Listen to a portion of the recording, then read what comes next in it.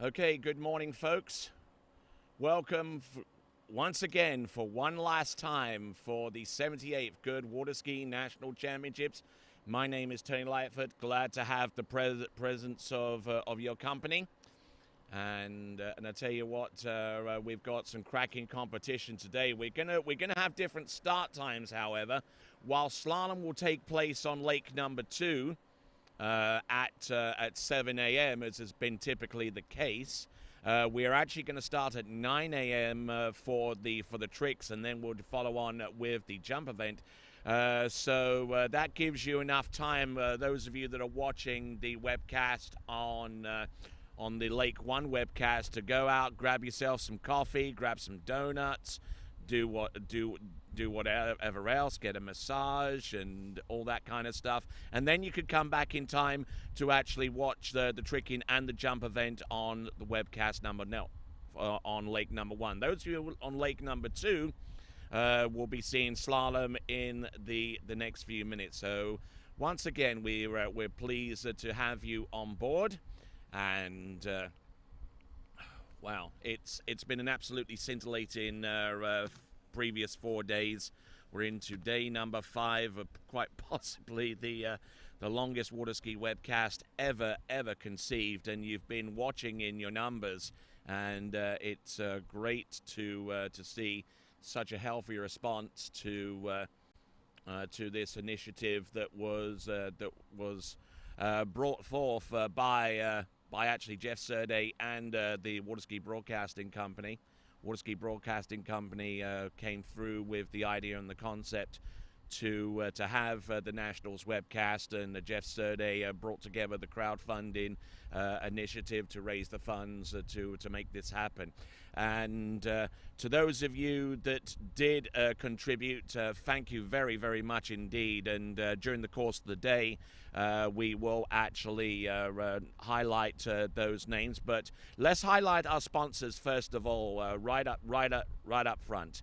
We've got USA Water Ski and Wake Sports, along with Tri-Lakes and Goode Carbon Innovation, along with our ski partners, HO Syndicate, D3 Conley, and Radar Skis, Marine Power, OJ Props, Ski Safe Insurance, Masterline, and Shoulder Sphere, along with our towboat partners Nautique, Malibu, and Mastercraft. And We've got to thank our webcast sponsors, and we'll highlight those in just a moment. There they are on Lake 2 and Lake 1. SplashEye.com, who have some national championship specials that you can take advantage of. Go to SplashEye.com/nationals to find out more about those. SkiItAgain.com, you'll see a lot of our competitors are using skis that were acquired through that internet outlet, and we thank those guys very much for having that service. And the American Water Ski Association, and they are the governing body of tournament water skiing throughout the United States and through the 5 regions that come under that umbrella. So we thank you very much indeed. And I mean, as I mentioned, a lot of people put a little, some of them put a lot of money into the crowdfunding initiative, and we will highlight those people now as we get set and ready to go to our events this morning. We're going to start with slalom on Lake 2. We'll get that running first of all. Then 2 hours later at 9 o'clock, then we'll go to the tricks, and then finally the big jump event, the open men's jump, and then we'll follow on with the remaining jumpers right afterwards. So great to have the pleasure of your company again. On Lake 1, we're going to take a little bit of a break. And we will check in periodically on the run-up to the tricks and the jump event on Lake 1. But all the action right now will be taking place on Lake number 2, starting at 7 a.m. And there's a look at your schedule, folks, just to get you up to speed. On Lake 1, international women, international men's tricks. Then we'll go with a jump at approximately 10 a.m. With open men, women 1 and 2, men 1 and 2, and then open women. On Lake number 2, which will start in the next few minutes, we've got slalom, followed by slalom with women's 2, followed by men's 1 and 2. Then it's open women, open men, masters men, junior men, and international men. All that to start in the next few minutes on Lake number 2. So some great action to come. We'll be back at about 8:45 with international men's trick on Lake number 1. So why don't you grab yourself a cold drink, grab yourself your favorite seat, and buckle in for some great water ski action to come in the next few minutes on Lake number 2 and at 8:45 on Lake number 1. Be right back.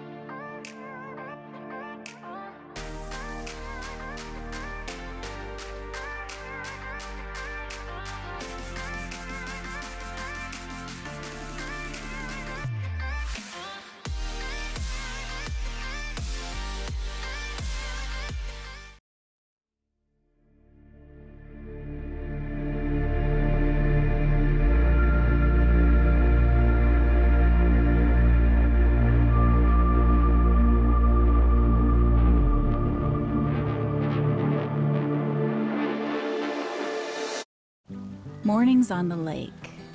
The first time I got up and stayed up. Learning how to drive. Teaching our dog to swim. Long summer days, big sprays, and even bigger laughs. These are the moments that made up my childhood, that brought our family together, and the memories I'm now making with my kids. Being on the water isn't just something we do, it's who we are. Make your memories with Mastercraft.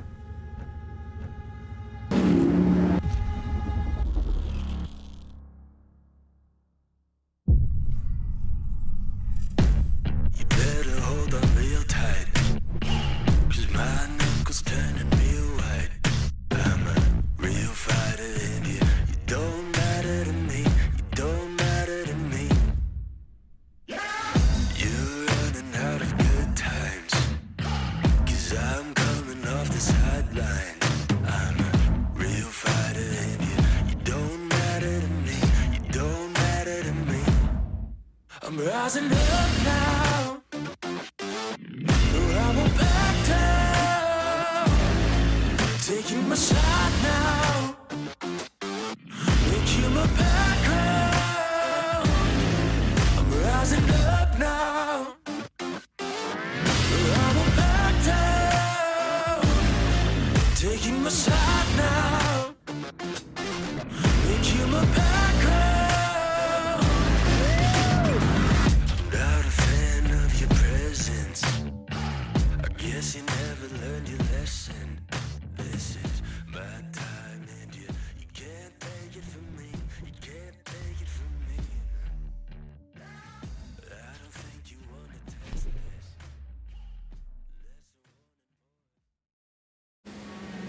I've been skiing on the Energy R1 for a little over a year now. Before the R1, I was on the original Energy, and I was skiing great on that ski. I really had no problems with it, but whenever they released the R1 with the wider forebody up front, it made the ski so much easier to stay balanced and have equal turns on both sides. So from my very first set on the NRG R1, I could just feel that this ski's just really balanced through the wakes and through the turns. And I found that I could just turn my onside turn better. I think that's because the tail of the ski just allows a little bit more water to flow through it, so it just rides through the tail of the onside turn better. That's definitely the big thing that I felt was different, and that's why I was really happy to be able to get on that ski straight away.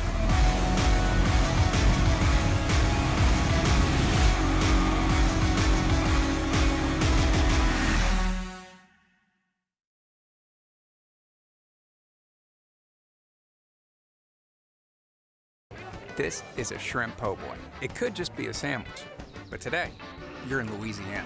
Today, you got up with the sun to enjoy the best bass fishing on Earth. Today, you walked historic halls where ghosts might pay a visit, but spirits are always present. Today, you wandered into a hole-in-the-wall cafe and fed your soul with a frosty local brew and this shrimp po' boy. Anywhere else, it's just a sandwich. But today, you're in Louisiana. This is a ticket stub. You'd normally toss it out, but not today. Today, you're in Louisiana. Today, you took a face-flattening high-octane airboat through the marsh and ended up back in the time of dinosaurs. Today, you savored seafood that hadn't crossed state lines. Today, you danced till your soul felt good and your souls ached. That ticket stub, you tuck it away as a reminder, because today, you're in Louisiana.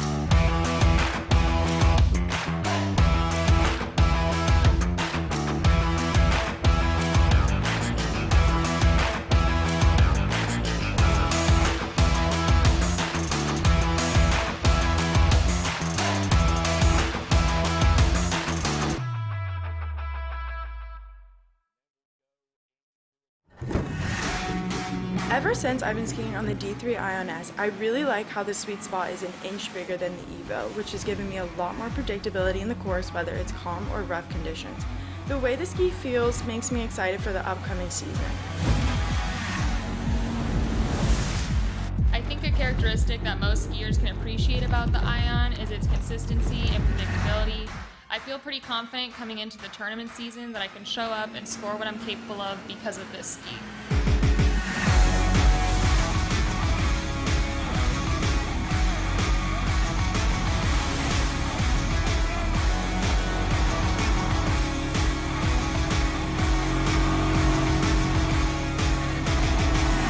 One of the things I have always noticed in my 11 years of riding D3 skis is that they are some of the most predictable and consistent skis that I have ever ridden. What I like most about this ski is that it's fast across the wake, but due to the narrower forebody from the front foot forwards, it allows the ski to slow down in the edge change, as well as let the tip of the ski carve a tight turn around the buoy, resulting in more angle out of the backside of the buoy.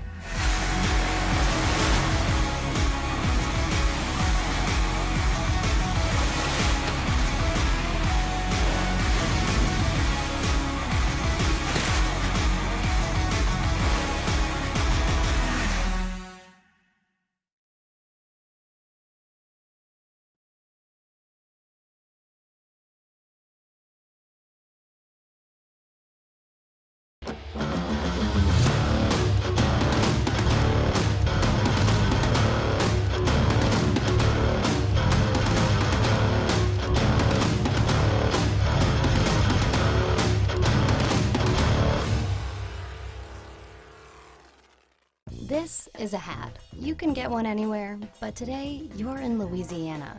You forgot your favorite one at home, of course, so you got this one and some change. You gave some of that change to the band who got your 2 left feet to dance, and a few dollars to a man who typed up a poem just for you. You saved the rest for a dozen fresh oysters in a Sazerac, one to feed your face, the other to feed your soul. The hat, it's your new favorite, because today you're in Louisiana.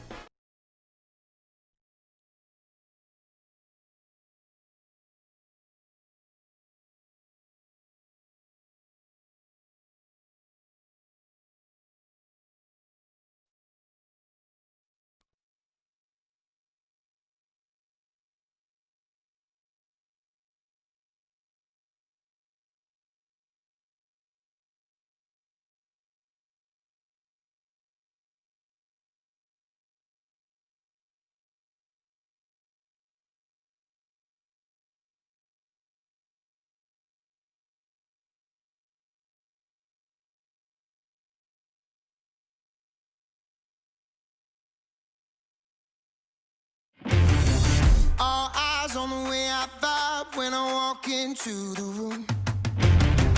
Wind blows underneath the soles of my brand new pair of shoes.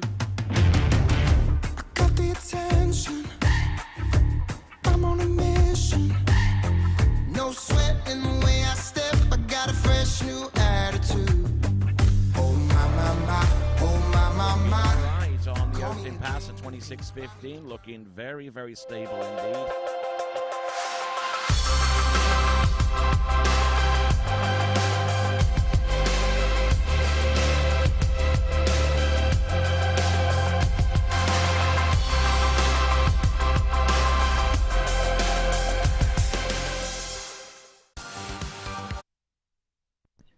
All right then, folks. For those of you that are watching on Lake 1's coverage, you're seeing bonus coverage from Lake number 2.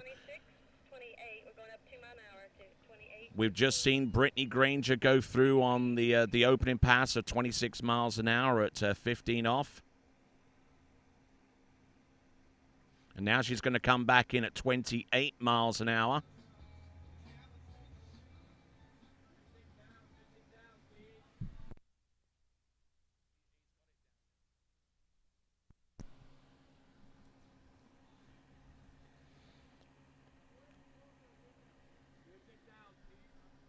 It is.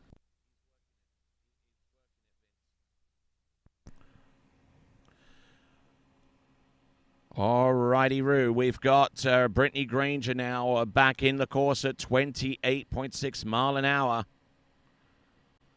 28 is 46 kilometers an hour for those of you watching us from afar. There you go. Round number 1, getting a good solid edge. Looking in brilliant shape. Not putting too much of a foot wrong, except for the handle going up a little bit high off buoy number 4, but she had enough to work with. Right here on Lake 2, you're watching a coverage of this event on a simultaneous webcast. On Lake 1 right now, those of you that are waiting for international men's tricking, that will come at around about 9 o'clock this morning.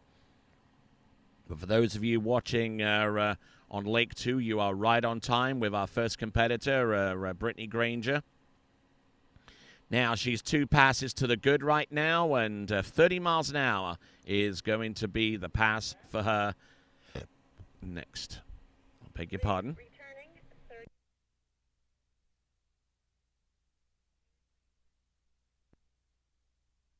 There on deck there is Camille Tyler getting ready to head on out. Skier formerly of the South Central region, now making her home in Central Florida these days.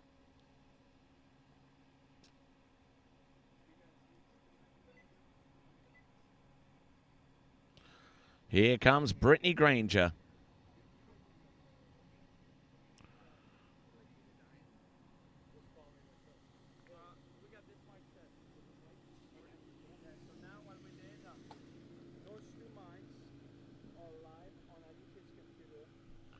All right, here we go. Brittany Granger on 30 miles an hour. Now the difference is stark between 28.4 mile an hour and a little over 30 miles an hour. It may actually feel like it's the same increment, but the difference between skiing 28 miles an hour and 30, it's just one of those breakthrough phases of slalom skiing. You know, when you're at this stage and you're learning the ins and outs of slalom skiing, you will definitely notice a big old significant speed increase there. And hey, my good friend, Mr. Jeff Surday is morning, Tony. Is in the house. How's it going today? It's been going pretty good. You've been around here for the last 4 days, and how's it gone in your perspective? Awesome. Been a very smooth nationals. Officiating crew's doing a great job. So been running smooth. Got done early yesterday. See, We've had 42,000 views here on the webcast. Oh, more in excess of that now. So what do we got here? Women's 2 slalom? Yeah, we are on women's 2 slalom, and those of you watching on Lake 1 expecting the International Men's Trig, so you're watching bonus coverage on Lake 1 as well as Lake number 2. Primary action right now, our only action is on Lake number 2, and this is at 32.3 mile an hour. This is Emily Granger. Brittany Granger, I beg your pardon, and just getting a little bit delayed off number 2. Number 32 mile an hour was just a pass too far, and as you can see, going through the entrance gates, leaving a lot towards the boat, managing to get round number 2, but just couldn't get enough of that turn off to make a break on 3. And there you go. That is a Brittany Granger with a buoy count of 2 at 32 mile an hour. That is 2 at 32 mile an hour for Brittany Granger as we now get focused, quite figuratively and literally, on Camille Tyler as she gets ready to hit the course at... So, for those of you wondering on buoy count, because it's even more important now than it ever has been because of zero-based scoring. 2 at 32 miles an hour, which is 62 buoys. Now, Camille Tyler.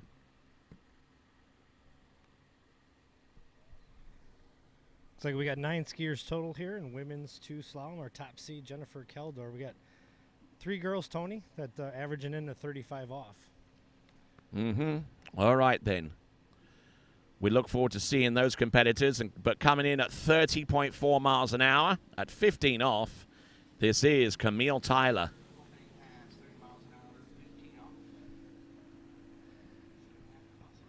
Ooh, and arriving narrow at some of these turns, Jeff, at 30 miles an hour. Now she's really going to have to step up her game if she's to continue any significant length down this slalom set.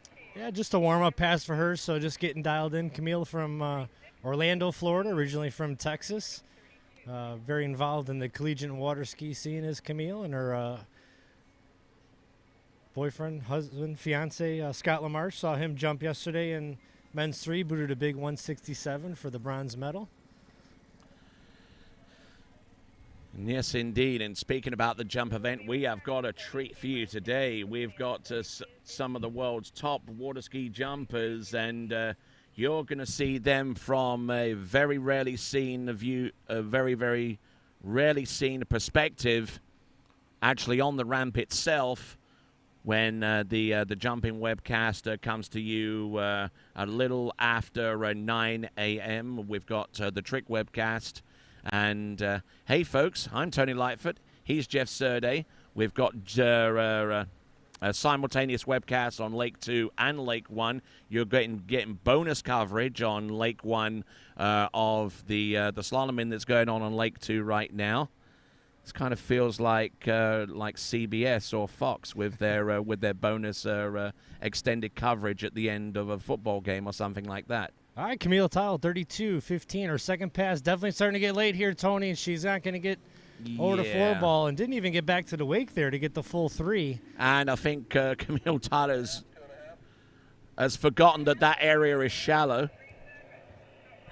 It's been a while since she skied here. So her slalom ski is going to take a bit of a beating, but you're absolutely right, Jeff. I mean, she was okay off number 1, but she didn't really power enough early enough to really get going. And round number 2 as well, that wasn't much better, unfortunately. Yeah, a little bit of sun possibly in her eyes there coming in a 3-ball. Perhaps. That's something to consider. That's certainly something to consider. The sun rising up above the trees here at Tri Lakes. And now we've got a familiar face here at Tri Lakes, Kerry Lee. Yeah, Kerry Lee from here, lives right across the street. Hasn't skied at Nationals in over a decade, I believe, Tony. So good to see her back here in the Women's 2 event, going for that overall title. She tricked very well yesterday. So Women 2 will be slaloming and jumping today to wrap up their events. This is our last day here at the Goode U.S. Nationals, day number 5. It's been a wonderful event, and here comes Kerry Lee now, skier number 3 off the dock here in Women's 2. She's going to be starting at 30:15 off, Tony. All right, let's see what she's got for us here. 30 miles an hour, 15 off. School teacher by trade.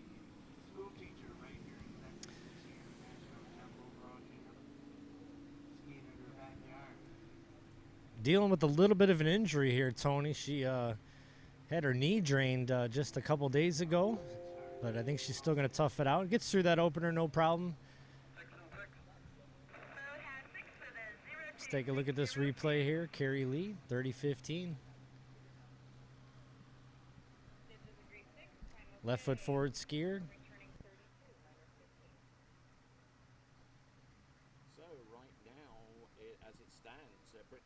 And Camille Tyler are in a tie for the lead right now.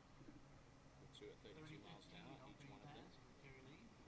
And Kerry Lee looking to break that tie for the lead with her attempt at 32 miles an hour.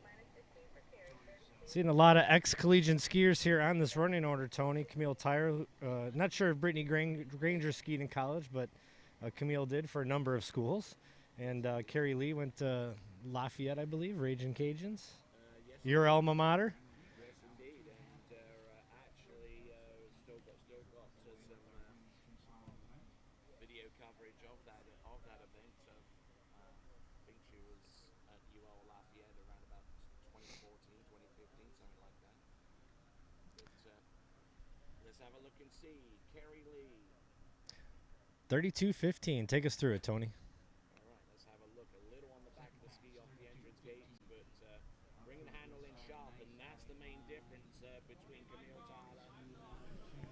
There we go. This is Kerry Lee looking a lot more aggressive here, is well used to the conditions here at the early part of the morning. And she's taking the lead. Kerry Lee.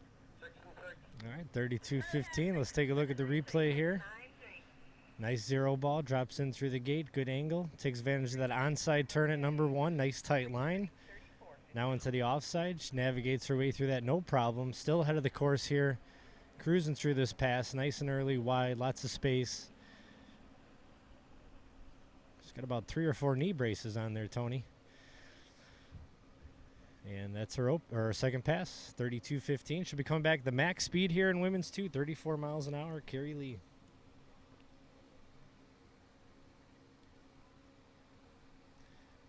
On the dock there, we see Emily Danmeyer getting ready. Next off the water.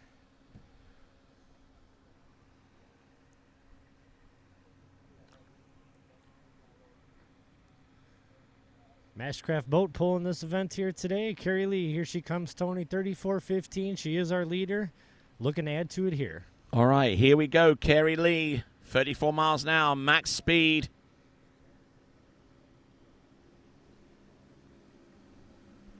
Oh, look at this, getting in deep here.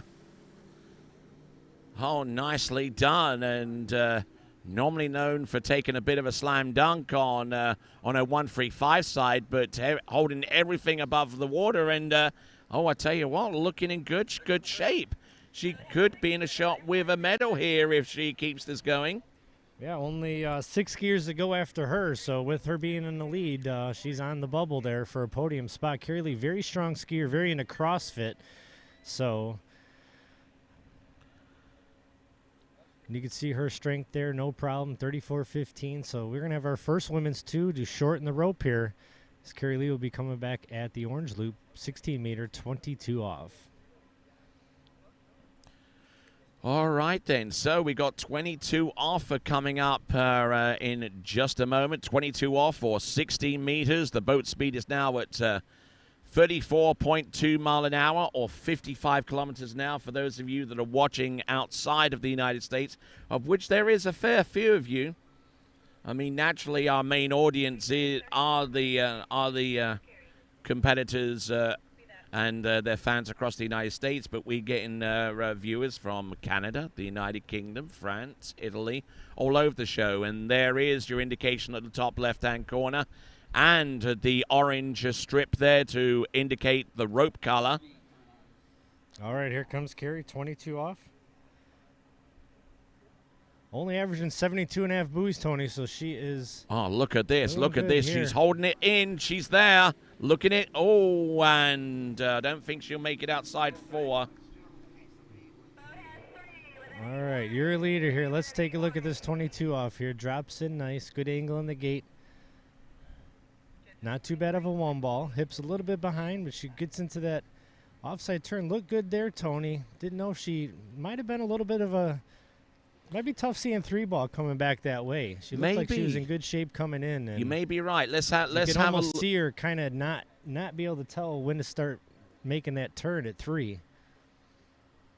Yeah, definitely on the inside there, looking at our frame by frame, and yep, the judges were right on the ball there, literally, with a 3 buoy count at 22 off 16 meters. That's the final score for Carrie Lee, and that's the target that our remaining 6 skiers have got to chase in order to take the lead and maybe put themselves in a strong position to ascend the podium.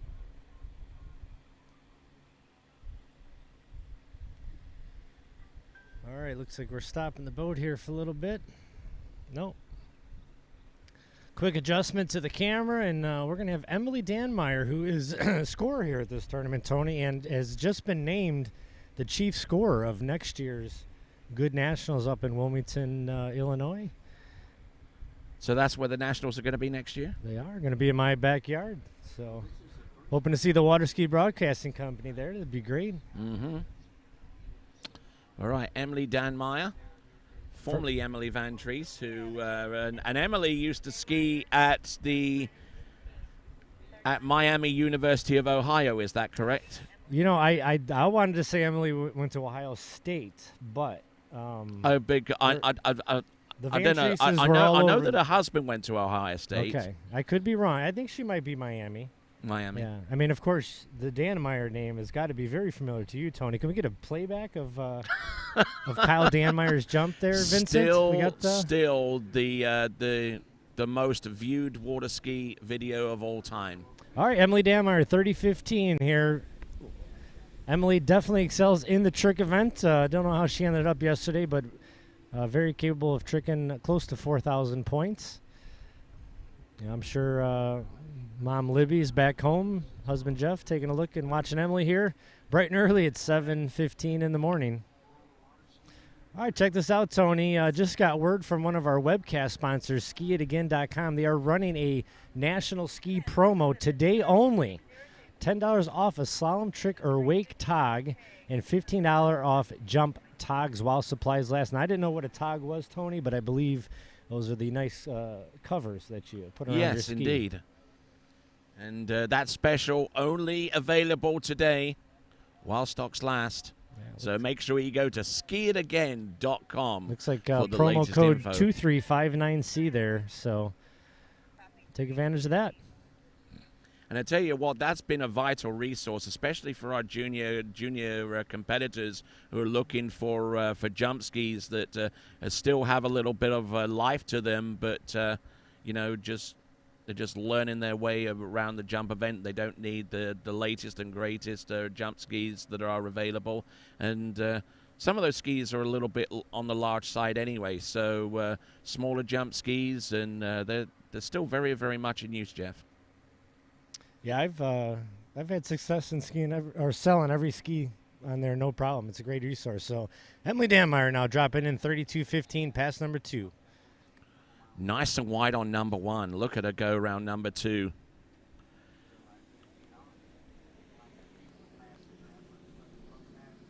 Keeping the flow going. And getting round number 6. And what speed is this? This is 32.15. 32.15. So another skier that's gone through 32 at 15. That actually puts her in second place right now. But looking so smooth out there. Hardly breaking a sweat here. 34.15 now. Coming up next. For those of you that are watching on Lake 1, you are watching bonus coverage of the webcast that's currently going on Lake number 2. I'm sure those of you that are on Lake 1 are absolutely chomping at the bit to watch the jumping competition preceded by the tricks event. We've got Jenna Gilbert at dockside waiting for her turn to take to the water. We've got Emily Danmeyer, and this section of the event being powered by Mastercraft, one of our official towboat partners of USA Water Ski and Wake Sports. Here comes Emily Danmeyer at 34 miles an hour, 15 off. Take it away, Jeff.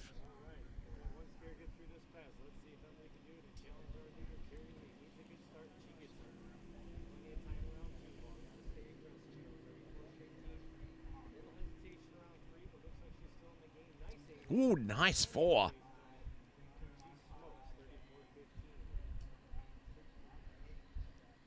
Man, that number 4 looked pretty good, Jeff. Using something almost akin to like one of those Super Mario Brothers power-ups, you know, because, and I mean, I'll illustrate this to you. I mean, round buoy number 2, she looked pretty good, and she just stood there and just took the pole.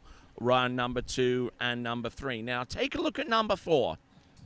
Round that number 4, grabs the handle and just gives that little bit of a shoulder charge and just gets the ski outside 5 and still has enough room for number 6. Yeah, and that's her offside turn too, so excellent job there. Now Emily does average 5 buoys at 22 off, Tony, so very capable of running this pass here. Our lead is 3 buoys at 22 off, so Carrie Lee, your leader. Now, this is our 6th seed here, Tony, so Emily got to take the lead here if she wants a shot at the podium. All right then, folks, and thanks a lot for you joining us. I'm on the right-hand side of the screen as you're looking. There's Jeff Serda in the middle. There's the master himself, Mr. Vince Stadelbauer, and he's actually watching his own webcast right now for the first time at this event. Here comes a few words with here. So Emily Danmeyer, 22 off now. She can run it. Ooh. Coming in 2 now. She's got to get around 3. Good turn. Oh, she loses her hips around 3. Now she needs a power up. It's now. Oh.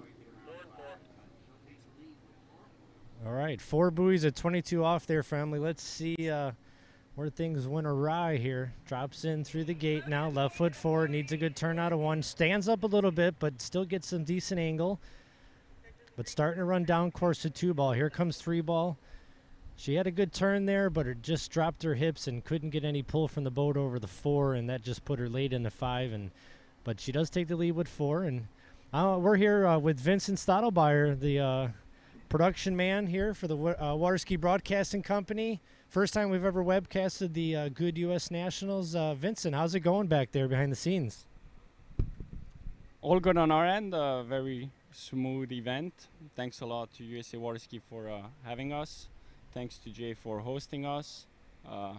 Beautiful event. Very impressive the way it's been run. There's a lot of stuff going on. Our officials make make it seems like there's not a lot, but yeah, there's a lot going on, and I'm very impressed the way it's been run, and thanks to the officials and thanks to Jay for hosting us, and we'll hope we'll be back. All right, who we got here, Tony? Here we go, Jenna Gilbert at 34 mile an hour, 15 off. Now, this is the highest starting speed and line length that we've seen so far. Jenna Gilbert. Now, I believe Jenna Gilbert was a former collegiate skier herself at one time. I'm not too sure, but... She was. She went to my alma mater, Purdue University. Aha! So, Jenna... tell us more. Yeah, I mean, very talented slalom skier. She does average 1.5 at 32 off, Tony. So we definitely got our first skier here that could really start in the short in the line. The only thing we're missing here is that Boilermaker, a train horn. The horn? Yeah. Oh, maybe we can get one for her. Yeah, indeed. And I'll tell you what, that woke up a few people here a number of times when Purdue made their presence felt at the Collegiate Nationals. I mean, way back in the day, their crowning glory was seeing one of their competitors win the slalom title, the men's Collegiate National Slalom title. Kel Burdick is the name that I was looking for. And that was in 2004, going all the way back to the early 2K. Yeah, we had that horn all the way back since 1995. Has been around that team. So here comes Jenna now. This is 34-22 off already. So our leader, 4 buoys at this pass. Let's see what Jenna could do here. Take us through, Tony. All right, then. This is at 22 off. Looking for it. Oh, nice extension round buoy number 2. Almost over pulling for number 3, but a little open for 4. But managing to keep the ski rolling early enough for 5, and she has the lead at this point and has a spot on the podium as a result. Yeah, good for Jenna. I'm sure she'll be happy with the podium spot, but I think she wants to. She wants to do more. She wants to take that title. She's only, few buoys off her average from our top seed. So all 5 of these girls now all got a chance to take this women's 2 slalom title. And you know what I'm seeing here with Jenna Gilbert? It looks very, very measured right now. She's not trying to overski this pass, and she extends out and lets the ski roll, but she doesn't let it roll all the way. And it almost seems to me that there's a little bit of impatience to get the handle back, to get the other hand back on and go cross course. And sometimes when that happens, the ski hasn't generated enough angle, and sometimes you end up narrow approaching the next buoy. All right, hope her fellow Boilermakers are at home watching her.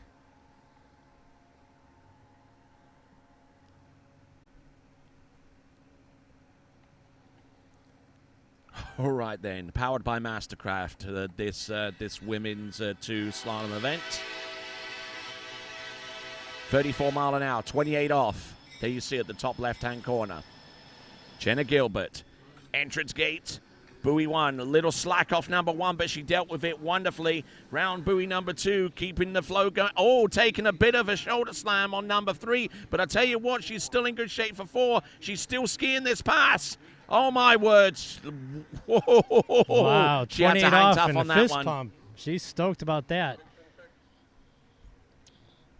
But look at this into buoy number 1. She had a little bit of slack at the end of the turn, but she kept the ski going. Round number 2, handle came up a little bit high. Now watch number 3. Handle, shoulder slam off number 3.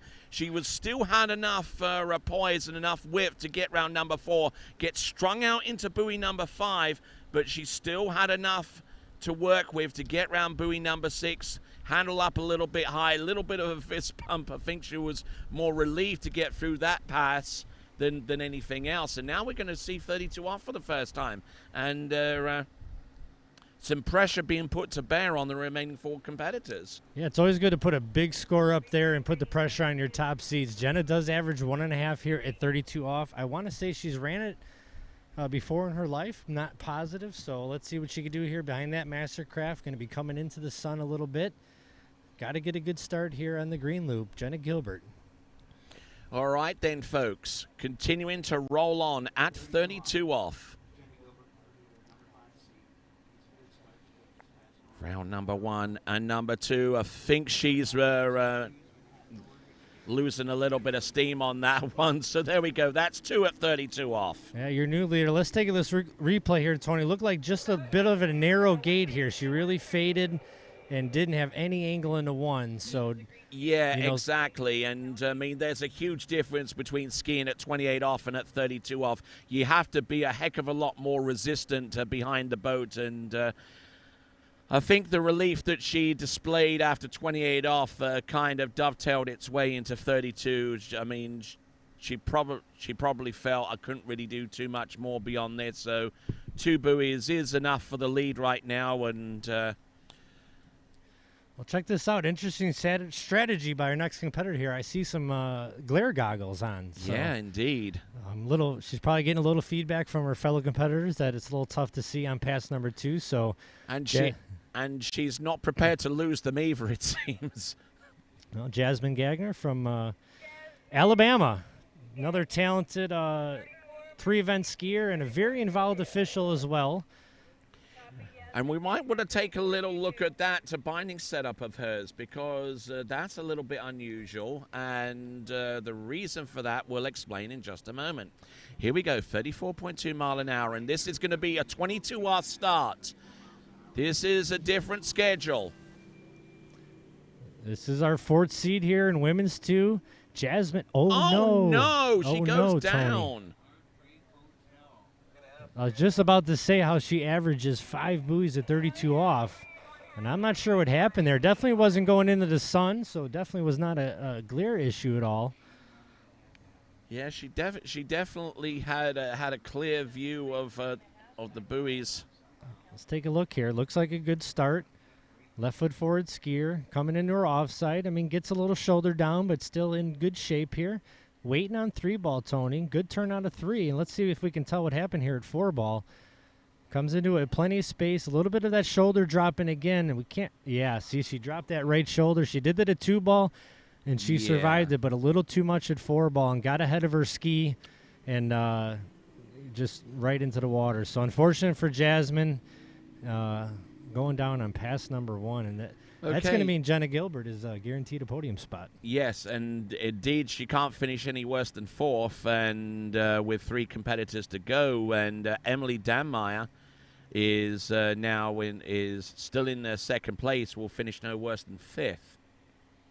All right then, Megan Lambert is our next competitor up. We see there our dock starter there, Mr. Jerry Trapp, doing the honors there. In the background there is April Coble-Ella. Yeah, looks like must be her coach. Former collegiate skier herself. Actually spent a semester at the University of Louisiana at Monroe. Back at the time she was there, it was called Northeast Louisiana University. And because she switched from that college to UNC Chapel Hill, and the NCAA had to introduce the red shirt rule shortly afterwards. Oh, Megan Lambert, another Boilermaker on the water here, talented skier. She writes a lot of articles for the magazine, too. Very into fitness, so if you get the Water Skier magazine, you usually see an article from Megan. Megan averages 1.2 buoys, Tony, at 35 off, and here she comes at 22 off. Oh, look at that. Round buoy number 1, Megan Lambert. Oh, good extension.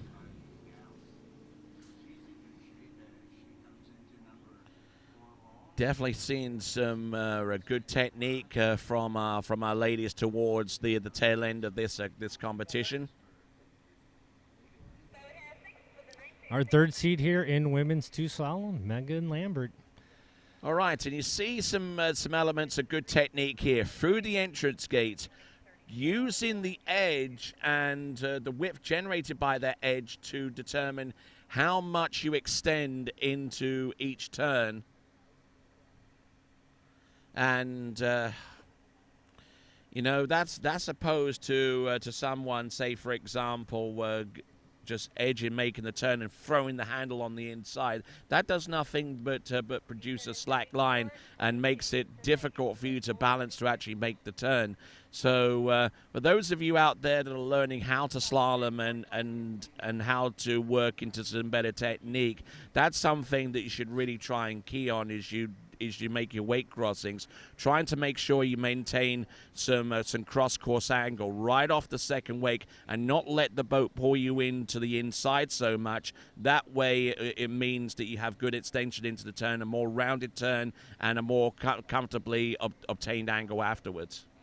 Absolutely. I'll add to that here right after we see Megan's. So she must have started at 32.22 because she's still at 22 off here, Tony. This is 34.22, Megan Lambert's second pass.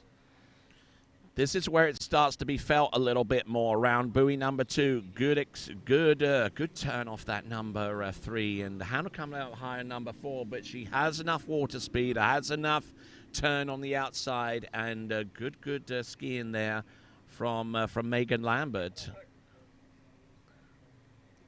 Yeah, so going back to that, what you were talking about there, Tony, I always like to think of that as a three-phase step. So first you have your lean, your edge. Second phase is the edge change, and the third phase is letting go. And what you see a lot of beginner skiers do is they have the edge, or they have the angle, and then they edge change and reach at the same time, and kind of do 2 phases. And that does exactly what you were talking about. So got to hang on to that handle with 2 hands through the edge change. And it's called BAP, back arm pressure. Yes. And if you're looking for some tips on water skiing, well, we're sitting right here at one of the best ski schools in the nation, Bennett's Ski and Wakeboard. So if you ever want to come down and get some lessons, you can spend a week, a day, whatever you'd like. Yes, indeed. Bennett's Water Ski and Wakeboard School. You can find out more by going to skibennetts.com.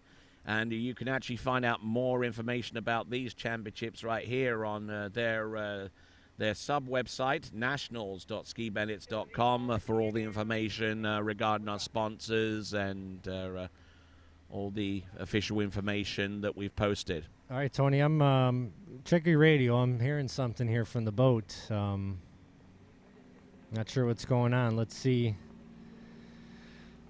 Let's see if she enters the course here. If not, they're taking her back down the lake. Yeah, looks like that, Tony. Well, let's try to find out what happened. Maybe she did want to start at 34.22, and they started her at 32. I'm not sure.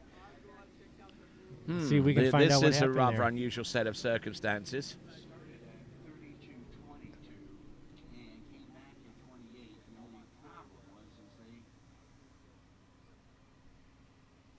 Waiting here. Ah. That's an interesting one, Tony. So did you get that? Is that a zero-based scoring issue?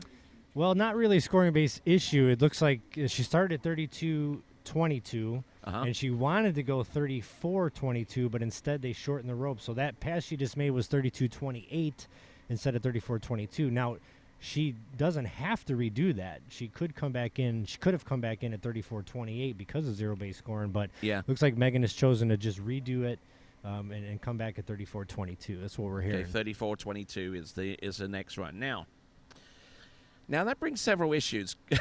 Just zero-based scoring in its concept and its execution. Now, I think the genesis of zero-based scoring a little bit comes through ski score and that kind of thing, because typically what I like to do whenever I'm teaching someone how to slalom at this level is, instead of them having to wait to get to a maximum speed before they try a shortened line length, I would actually have them ski at like 30 miles an hour and do like 22 off to actually get used to the whole notion of skiing with a shorter line, because the shorter line speeds things up, and the slower speed slows things down and allows the skier to progress a lot better. All right, this is at 34. This is at 22 off. This is her re-ride. And good effort. Yeah, so choosing to redo that. Like I said, she could have gone right up to 34.28. Maybe she's playing the glare, wants to take a certain pass at a certain way, so Megan's going to redo her 34.22. So she'll be coming back at 28 off. We've had one fellow competitor of hers that has run the 28, her fellow Boilermaker Jeanette Gilbert. So Megan's going to have to run this pass to challenge our leader with just 2 skiers to go here after Megan. All right, then. So Megan Lambert there. And obviously, if you want to find out a little bit more about zero-base scoring or indeed our slalom event in its entirety, you can go to usawaterski.org and look under disciplines, under slalom, trick, and jump.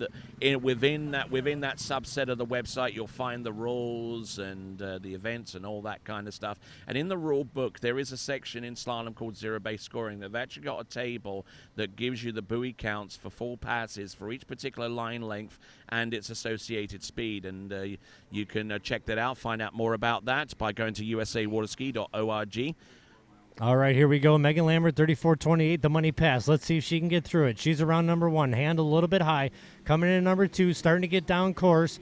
Starting to run late. Another slack around 3, but she's still in the ball game. Needs a good turn out of 4. She gets it. Coming in the 5 ball with plenty of time. And she looked better at the end than she did in the beginning, Tony. And we got another skier through the 28 off pass. Oh, nice. Nicely done. And Megan Lambert with that successful run at 28 off, that vaults her immediately into second place. She was already in second place by the sheer fact that she skied through 22 off the previous pass. You know, and she is hunting down that lead score of 2 at 32 off. And, yeah, well, Megan's average is actually 1.5 buoys at 35. So wow. So she's capable. Yeah, I mean, 28 off is a money pass for her. Should be no problem. And let's see if she can navigate through this 32 off pass here. She comes back in. All right. Behind that Mastercraft. So coming up next, it's the mean green, and I'm not talking about North Texas either. I'm talking about the line length of 32 off. Yeah, our leader right now is 2 buoys here at this 32 off. You are watching Women's 2 Slalom. If you're just tuning in, thanks for joining us here at the U.S. Goode Nationals. Our last day, Tony. Here we go. 32 off. Take us through. All right, then. Gets a pretty decent pull out for 32 off, 30 meters. Good extension round. Buoy number 1 getting buckled over on number 2. Needs a piece of 3 for the lead and gets it. Look at it. Look at her go. She's good to go round buoy number 4. Continuing the flow round number 5. Oh, and down at around the 4.5 buoy mark. It's going to be 4.5 buoys.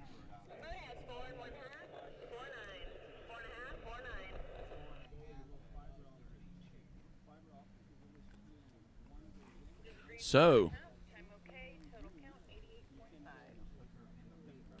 for a total buoy count of 88.5, it takes the lead. It's 4.5 at 32 off. And it is Megan Lambert. She was so close to running this one, Jeff. If she had just settled, she'd just let the ski turn and just let her outside hand hit the handle. We could have been seeing a successful pass at 32 off 13 meters. But as it is, 4.5 is enough for the lead as we go to our penultimate skier, Kaylee Burmaster. Yeah, that's a big score, Tony. 2 girls left to go here. That puts Megan in the lead. Janet Gilbert right behind her in second place with her 2 at 32. And now it's going to make Carly and Jennifer have to go for it at 32. It's not like that was a score of 2 or 3 where they'd have to think about, checking it up. I mean, she's got down to 4.5, so someone's going to have to run 32 off to win this Goode National Women's 2 Slalom title. Carly Burmaster here, 34.22. All right, at 34.22 off, little flat-footed into number 1, but good to go round number 2. Handle up a little bit high off in number 3, but managing to bring it straight back down. And now she's into a rhythm. Now she's into a good flow. Important to get that going right off the bat. And she'll have all 6 buoys at 22 off. Yeah, another skier averaging in a 35. She averages 1.7 buoys at 35 off. I don't know anything about Carly.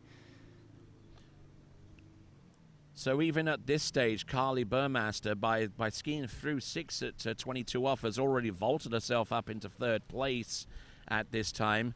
Megan Lambert in the lead with a 4.5 at 32 off, ahead of Jenna Gilbert with 2 at 32 off, and then there's a bit of a drop-off point there where we see 6 at 22 off for Carly Burmaster, and she's looking pretty good at this time. Well, looks like they're getting the jump boats dialed in over there, Tony. We got an exciting day of competition. We got our international trickers coming up at 9 a.m. Men's 1 slalom is coming up right after women's 2. We have open slalom today. We have men's 1 and 2 jump. I get to be the boat for men's 1 jump. I'm pretty stoked about that, Tony. Going to be some good stuff. We got masters men's slalom. I mean, what a slate of events here today. So tune in, SplashEye.com and Ski It Again webcast. Here comes Carly Burmaster, 28 off, Tony.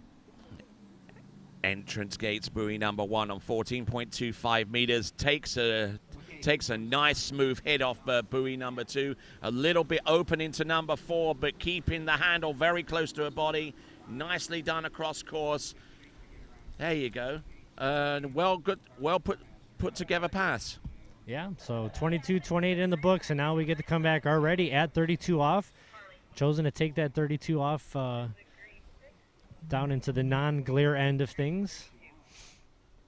Women's 2 slalom here, just 2 competitors to go. 4.5 at 32 off is our lead by Megan Lambert. All right, so now moving on up, as was the expression in the Jeffersons. What do you think, Tony? Is she going to run 32? I think she's going to run it. I think so. I mean, she needs more than 2 to ascend another rung of the ladder. That's the score from Jenna Gilbert, and more than 4.5. Well, essentially running it will give her the lead at this time.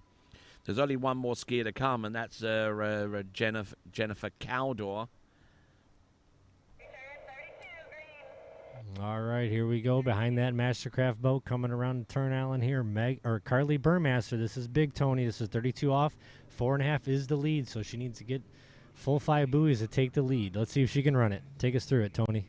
All right, let's have a go at 32 off. A significant change up in line length between this pass and 28 off, where she ran. Oh, and she goes down on buoy number 2, trying to get that second hand on way too early and load up.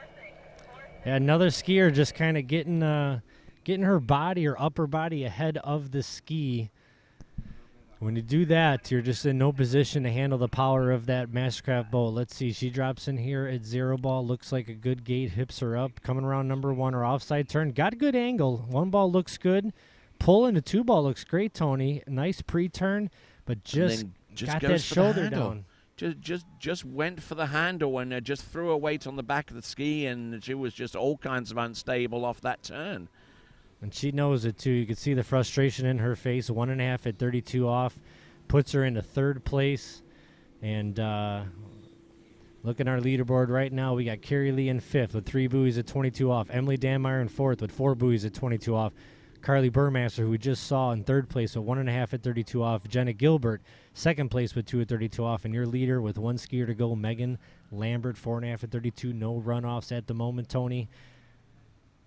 Wow, I tell you. And I mean, everyone from Emily Danmeyer up is guaranteed a spot on the podium. And one person that wasn't on that list was Jasmine Gagner with 3.5 buoys total. And Jennifer Caldor, who skied collegiately as well. And Jennifer, who comes to us originally out of the Midwest, I think she's a Minnesota native, if I'm correct. And we'll see what she's got. Yeah, she definitely from Minnesota. Very talented slalom skier.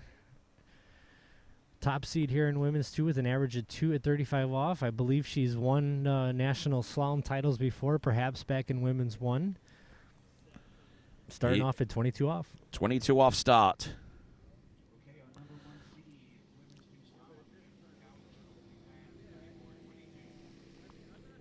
Nicely done and nicely put together. Just turns, links up with the handle and just goes. It looks so easy, but there's so much that goes on that is just a result of hours upon hours of training, Jeff.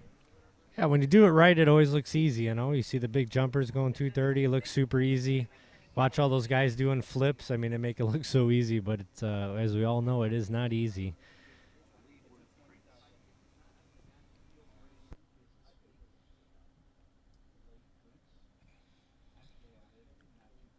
And just look at the angle that she generates across course. It looks just effortless. Yeah, she gets her ski underneath that rope quick and hips up, and she's ready for that zero off right away out of the buoy. So if she can generate that angle and speed right away, carry it cross course.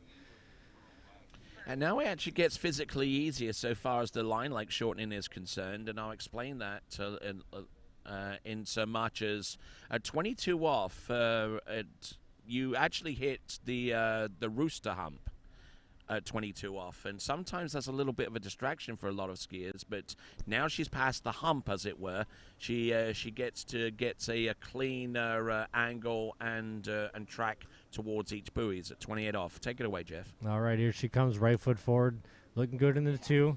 Just feeling out the wakes, the boat, getting a feel for the course out there.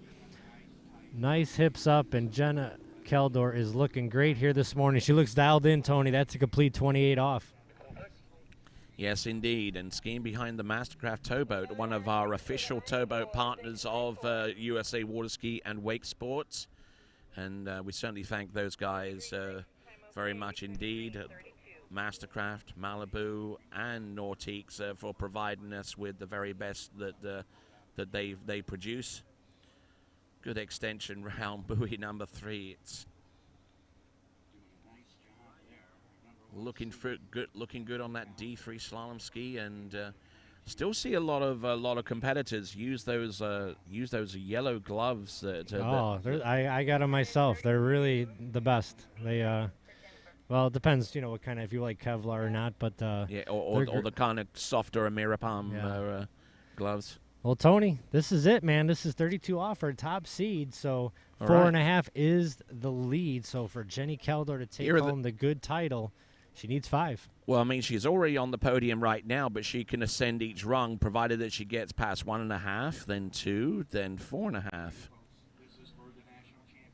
All right, let's see what Jenny can do here. More than 4.5 is necessary for the win. Here comes Jenny Keldor. This is 32 off. Oh, look at this, round buoy number 1. Can't afford to make too much in the way of mistakes. Oh, nicely done. Handle up high. There you go. We'll take a peek. Oh, no! Oh, no! Oh, my word. We're going to go to She did not just do that. Oh, we're going to have a runoff for the women's 2 National Goode Slalom title. Check this out, Tony. I'll tell you where she started to get a little bit late here. Good 1 ball. She was so early in the 2. It looks like she didn't want to overturn it, so she stood up right there at 2, and that started to get her down course a little bit of slack at 2 and 3. But she looked fine here out of 4, Tony, and she looks like she came into 5, and I'm just going to check it up, take it easy right there, and she got on the back of the ski, I mean, 9 times out of 10, that move would have worked.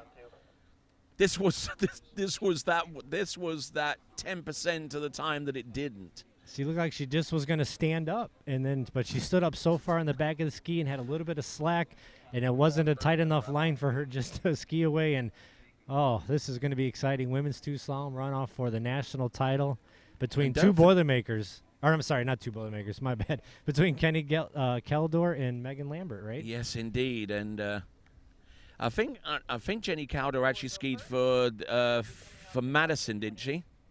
Wisconsin Madison, I believe. Would have to go back into our records to find that out for certain. But I think she skied for one of the University of Wisconsin schools. Whether it's Madison, whether it's La Crosse, I'm not too sure. But I tell you what, Megan Lambert's only been off the water for a few minutes, so they should still be relatively fresh.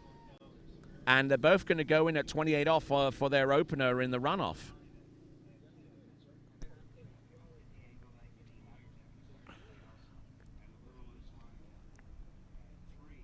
There brings back a little bit of flashback memories from Elite World Championships in, I believe, France between Regina and Whitney. Mm-hmm. Same thing happened to Regina. Whitney, I think, got 1.5 at 39, and so Regina's coming in at 39. No, she's just got to basically go around 2 and stand up. And for some reason, when she went to stand up, same thing kind of happened there to happen to Jenna, and she ended up getting 1.5 and had to go in a runoff for the World Championship gold medal. Same thing happened in the 91 Worlds, but it was in the men's competition, and it was the tie generated between Mike Shaylander, Andy Mapple, and the eventual winner, Lucky Lowe. And I mean, I was actually there back in 1991, and I was actually there to see it for myself.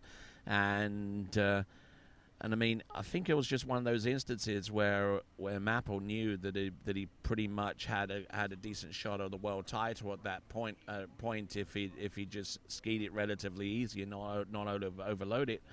But he and Shaylander are just, I mean, they were chasing Lucky Lowe's target, you know, because Lucky Lowe actually skied out fairly early in the final. Yeah. And they both kind of checked up and ended up being in a runoff situation, and then that it was all Lucky's for the taking, because Lucky Lowe was actually the last skier out in that runoff situation. Well, you know, the thing about it is it may sound like it's easy just to check it up and stand up, but it's something you don't practice. You know, for one, you know, you'd never practice it at any buoy but 6-ball. And it could be even harder when you're not late. You know, when you're really late to a buoy, we've all learned how to, you know, get around the buoy and swerve back in and try to get that back to the boat guide thing. But, you know, you don't really practice, you know, pre-turning a ski and then having to, you know, stop that turn and just check it up and get the win. So maybe everyone out there should practice that a little bit. Yes, indeed. And right here at the National Championships, you're watching us on your screens right now. I'm on the right, Tony Lightfoot. Jeff Surtees there on the left, and we are practicing social distancing. Yes, we are. Yeah.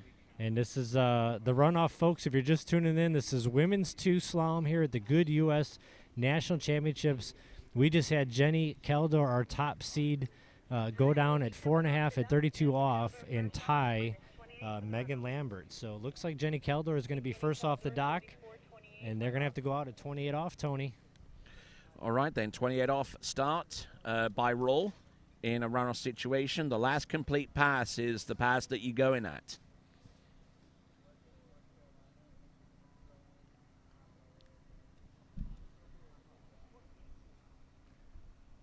Well, I'm sure Jenny's got to gather herself here. She's probably really disappointed in herself for not taking care of business when she had the chance to take care of the business. But you got to gather your thoughts. You got to take a deep breath and say, all right, I still got a chance to win the slalom title here.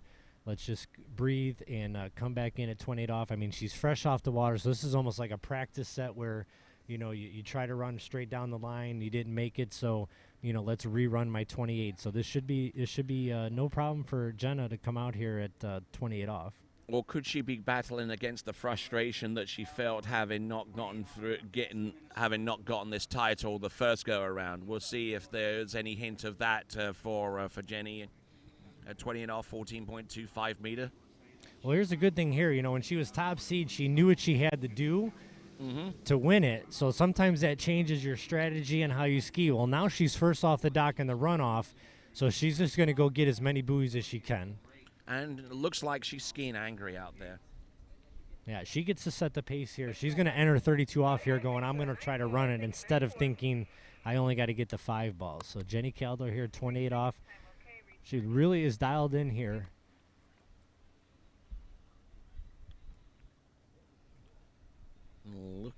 Looking in good shape, I have to say. Good extension. And so many competitors who have made these national championships have traveled from far distances across the Midwest, across the Western region, California, Washington State. You know, they've all come here to the national championships, and we were anticipating like about 400 competitors, and near enough 600 registered their intent to ski in these national championships. And yeah, super turnout. Super turnout. Really glad we had the event, and everyone's being as safe as they can, and everybody got to ski and compete in a national. So thanks to Jay and his team for putting this on together in such short notice, and all the skiers and competitors that come out and traveled and supported it, and our sponsors, and very exciting. So here we go, Tony. Take us through. This is 32 off. All right, let's see. Gate pull-out almost as important as the turns and the angle inside the course. Look at the... Oh, and she goes down there, and I kind of feel like she's been out of practice a little bit here, Jenny Cowdell, because that's not the kind of mistake that we used to seeing either in the initial run or this one. No, and I know Jenny skied in a lot of high-pressure situations. She's been competing. I mean, that's a super one ball there. Hips up, hangs on a 2 hands long, comes into 2 ball, and just another girl in this division getting that right shoulder ahead of the ski at 2 ball, and just can't wait for that tight rope and get out of it. So 1.5 at 32 off, very disappointing for Miss Keldor, and Megan Lambert's on the dock, knows what she's got to do to win nationals. Yes, indeed, and no doubt April Koberweller imparting some wisdom to Jenna Gilbert, to Megan Lambert. I do beg your pardon.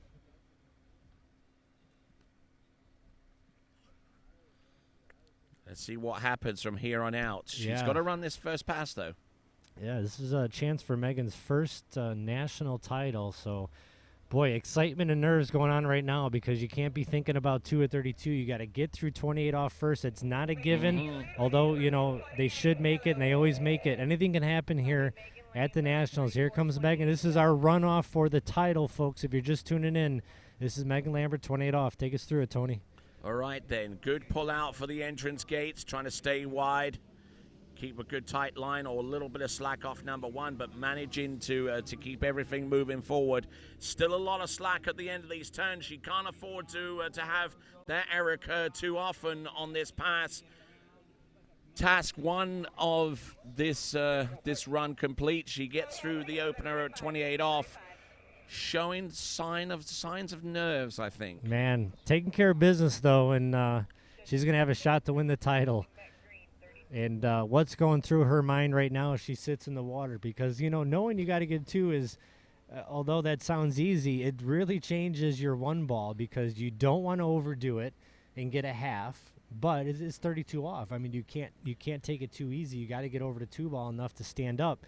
So let's see. You still got to throw that ski into a turn on buoy number 2. I mean, it's not just a case of like coming off number 1, staying on the same edge wide enough, because if you end up doing that, you carry a lot of speed after that point, and you still got to get the slack out of that line and ski for the wakes to actually get the fall too.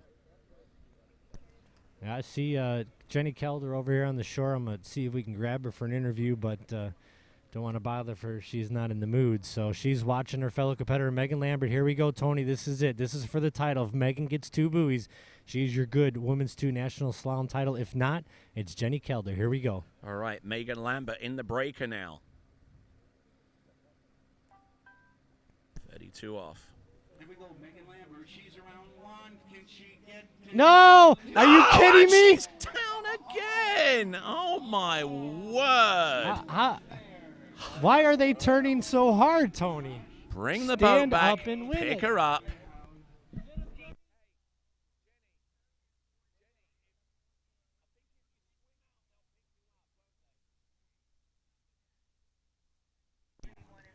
I mean, what is she thinking, Tony? She stood up 1 ball, which was, you know, expected, but she got over to 2, no problem, just had to stand up to take the title, and she turned that thing like she was going to try to run 39. I got to interview both of these girls later. Oh, my word. Oh, this is killing me. We've got free slalom skiing twice. I'm speechless. I don't know. I mean, she turned that thing so hard, Tony. Very unnecessary. I mean, she had to know what she needed. Exactly. They're just trying to get value for their entry fee, I think. No, I think they both want to get this over with. So now I believe we'll have to wait for the judges. But we had a runoff in men's 3 the other day where on the second runoff, they went out at the pass they missed. Which is 32 off. So will these girls have to come off at 32 or will they come off 28? So I would love to see them come off at 32. I think that'd be pretty cool. Yes. Pretty spectacular from what we've seen so far. Man, so what a treat here on our first event of the day, Women's 2 Slalom. If you're just tuning in, we have Megan Lambert and Jenny Calder, who tied with... Okay, getting confirmation from our officials. 32 off start, Awesome. Megan up first. So they tied with 4.5 and 32 off, so they had the runoff for the title. Jenny Calder goes out and has a disappointing 1.5 and 32 off. Megan Lambert just has to go around 2 and stand up, and she doesn't, and she ties again with 1.5 and 32. So we're going to have our second runoff for the gold. Of course, and let this be stressed that these scores produced right now are basically for the runoff. They don't actually get entered in as the official score for each of the skiers. The official score for each of our skiers is 4.5 at 32 off. The score that they had initially, what you're seeing right now is strictly a tiebreaker from the scoring point of view. Yeah, well, you see both of our competitors there in the boat. We'll have to find out who goes first here for the gold medal double runoff. Going to be coming off now at 32 off, which I think is awesome. These girls are probably getting tired. All right, then, and almost neglected to say good morning to those of you that are watching on our number one webcast on Lake Number One. You're watching bonus coverage right now prior to going to the tricks event and the jump event that will take place starting at 9 o'clock this morning. But you are watching bonus coverage from Lake Number Two, and great to have you here on webcaster for Lake One as well as right here on Lake Two, which is the venue for what you're going to see next, which is the second runoff. All right, looks like Coach April Coble-Eller giving Megan some tips here. Megan is going to be first out, I do believe, in this runoff. She's got a smile on her face. Now, both these girls are going to be able to look back at this. They both had a shot at it. Jenny had a shot to win it in round one. Megan definitely had her shot to win it in round two. So now, I mean, in fairness, what does April say at this point that she hasn't already said before? Well, April's been here before, right? A seasoned veteran pro athlete, so she's been in her fair share of runoffs. So I'm sure she's just telling her, take a deep breath here. At least they go out at 32, so it's kind of just go for it, right? We don't have that 28 off pass where you got to be careful, make sure you make no mistakes. I mean, this is straight in, 32 off. Just go out there and try to run it. So I've been in a similar situation before with runoffs, and I think way back in 1996 when I was skiing in the Splash for Cash, a British Pro Water Ski Tour, and I was skiing at a site called Holme Pierpont, just outside of Nottingham, and it's no longer used for water skiing anymore, but it was actually the national water ski training site in Great Britain. I was actually in a head-to-head runoff situation to advance through to the next round, and I was actually skiing against a Portuguese guy, and had to come back in a runoff at 35 off, 12 meters, and I don't normally run, wasn't used to running 12 meters at that time regularly, and I just came in and just run 35 off, and people were like looking around like thinking, was the line even shortened at this point? And then I went on to actually win that runoff, and I think I actually finished fourth in that event eventually. But that's exciting. All right, Tony, back on the water now. This is it, folks. If you're just tuning in, this is the second runoff for the gold here in Women's 2 Slalom. Megan Lambert versus Jenny Calder. Both females got to come in at 32 off, Tony. And here comes Megan. Take us through it. She's got to set the score here. All right, here we go. This is Megan Lambert. This now is 32 off. Straight in. Little bit loose line off buoy number one. And number two. And now it's a case now for Jenny Calder. The target is set. Jenny's got to get a piece of three. Yeah, just not a good start here for Megan. She let's see what happens. She got in, pretty strong in the gate, so carrying a little bit more speed in the one than she wanted. All that slack line there. Tried to keep the ski moving an angle, which she did a good job considering the amount of slack she had. but then just too much speed and down course in the 2, and she knew she couldn't turn it. Made the move instead of trying to go and get 1.5. She's going to stand up around 2 and at least force Jenna Geldor to have to get over to 3 ball. We'll see if that strategy pays off, Cotton. All right, then. There we go. A reference there to what was that? What was that movie again? Dodgeball. Dodgeball. Bold Absolutely. move there, Cotton. Yes, indeed. So Jenny Keldor now is going to get redemption, a shot at redemption, as she gets to be second off the dock here in this runoff for the gold. She's got to get a piece of 3 ball for the title. What a fantastic competition here in women's 2 slalom to start off our day here at the Goode U.S. Nationals. Wow, I tell you.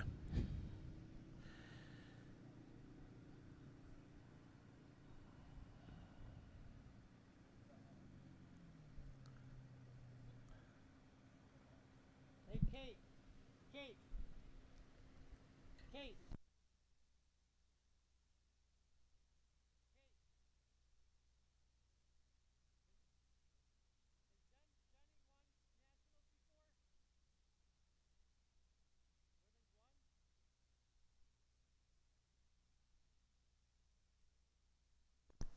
All right, so I just got word, Tony. Jenny Keldor does have a national title under her belt back in women's 1, so has not won a women's 2-1, and it's she's got a chance right here. This is it. This is 32 off. She's coming in. She needs a piece of 3 ball. What is going through her mind right now as she gets ready to get pulled up by that Question Mastercraft? is, what would Patches Houlihan have said at the dock? Here we go. Gold medal runoff. Take us through it, Tony. All Needs right, a piece of 3. Okay, she needs a piece of 3, which she's capable of doing. Round buoy number 1.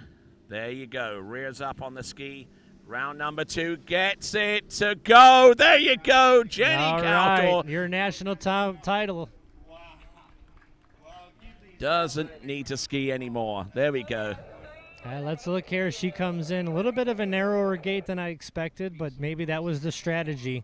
Really narrow as she dropped in there at 0 ball, but keeps a tight line at 1 ball, doesn't overturn it, just keeps the ski angle over to 2, enough to be able to turn her good side here, keeps her shoulders level, and she knows she's got it right there. Skis all the way over to 3 ball. Thought about turning it and getting some more, but checks it up and takes home her second U.S. Nationals Goode title. There you go, and I think she's actually just too tired to raise her hand at this point. There you go. Maybe not. There you go. Jenny Keldor, native of Minnesota, making her way back to the dock. Good effort there.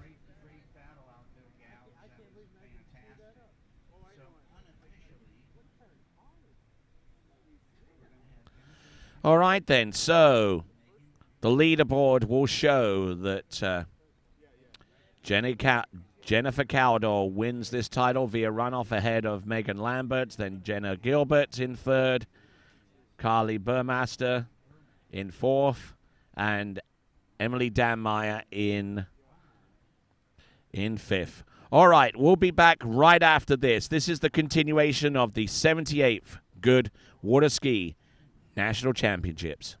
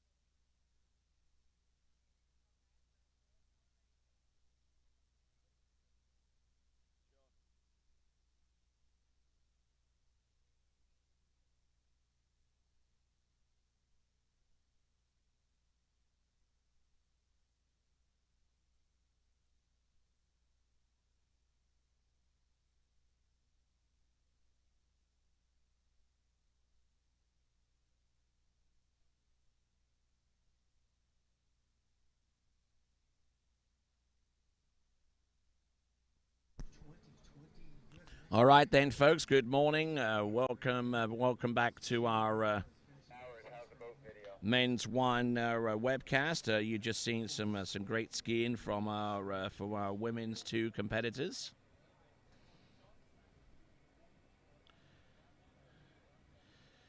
So just buckle in and get ready for some more great slalom action. We got Blake Kudsall, our first competitor up in Men's 1. Then Daniel Petraska, Joseph Skelton, Calvin Neff, Colton Stephenson, Luke Combs, Ty Veo, Cody Overmeyer, and Parker Shaw will be our first few competitors out. We have 30 skiers in this division, and we'll keep you right on track with what's going on. So, those of you that are watching on Lake One's coverage, you're watching a bonus coverage of the skiing that's currently going on Lake number 2. Lake number one's live coverage of the events that will be taking place will start at 9 a.m. with the tricking event in our international divisions. And then we're going to go into open men's jump right after that. So.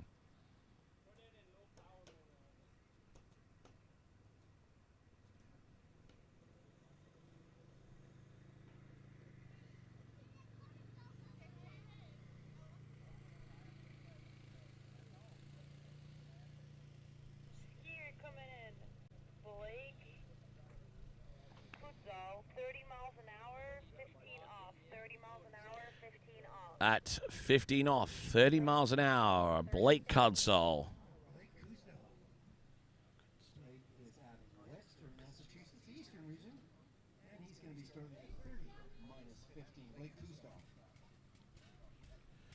All right, coming in at 30 miles an hour, 15 off, Blake Kudsall.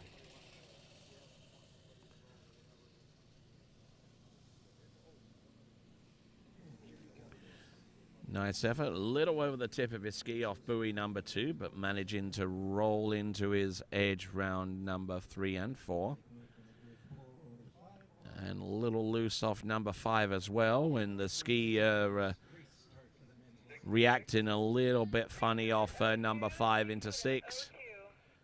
But good effort all the way round for Blake Kudsall.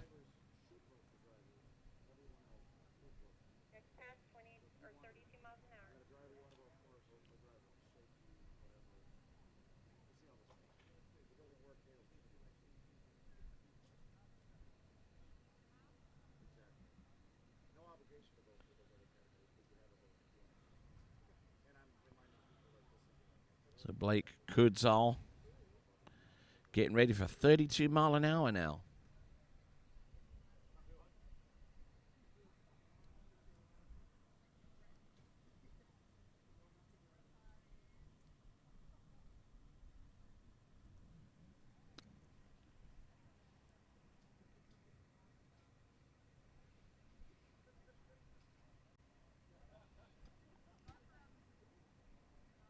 And here it comes out of the west end of the lake. This is Blake at pass number 2. This will be 32 minus 15.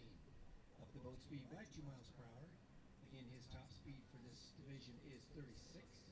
He's working his way up there, taking a couple of warm-up passes. Ooh, getting in all kinds of shape off number 4 at 32 miles an hour. But he has plenty left to make this happen. Blake Kudsall now. Looking at 32 miles an hour. His next pass is going to be 34 miles an hour. Still on the same line length for 15 off. Matter of fact, with the advent of zero base, the score, he could have actually gone in at 30 miles an hour on a shortened line length and then ascended all the way through the speeds until he got to the maximum, and then he could shorten the rope from there. Normally in the past, in order to get to a shortened line length, you actually had to physically ski through the longer line lengths to get there. at max speed, but there's nothing stopping you from, like, saying wanting to select 12 meters or a 35 off and starting at 28 miles an hour and just ascending through the speeds until you got up to the maximum. You'd still be scoring buoys, and in much the same way as you would using longer line lengths on each pass. But it's just a different way of getting there. Well, Tony, 30 competitors, and I don't know if this to be true, but I was told this is our largest event or group event, which is awesome. Usually you see men's 4, 5, 6 to be some of our largest groups, but this year men's one slalom, our largest field of competitors, and we have 30 men's one slalom skiers.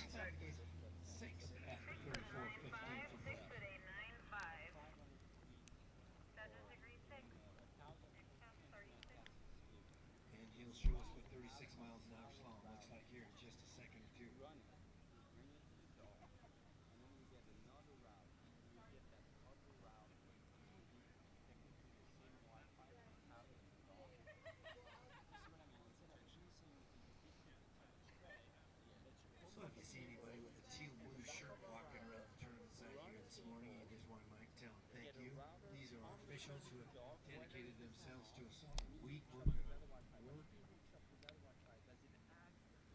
taking their own personal vacation time. I tell you what, though, Tri-Lakes and Bennett, this whole area is just taking such beautiful care of all the All right, men's one slalom, if you're just tuning in, just got done with an amazing women's two slalom event with a double runoff for the gold. Jenny Caldor taking home the title. We'll see if we can interview with her later on.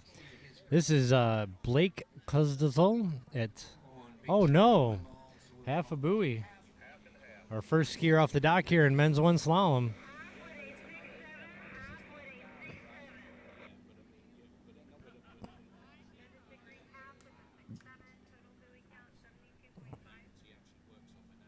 I'm not sure what happened there.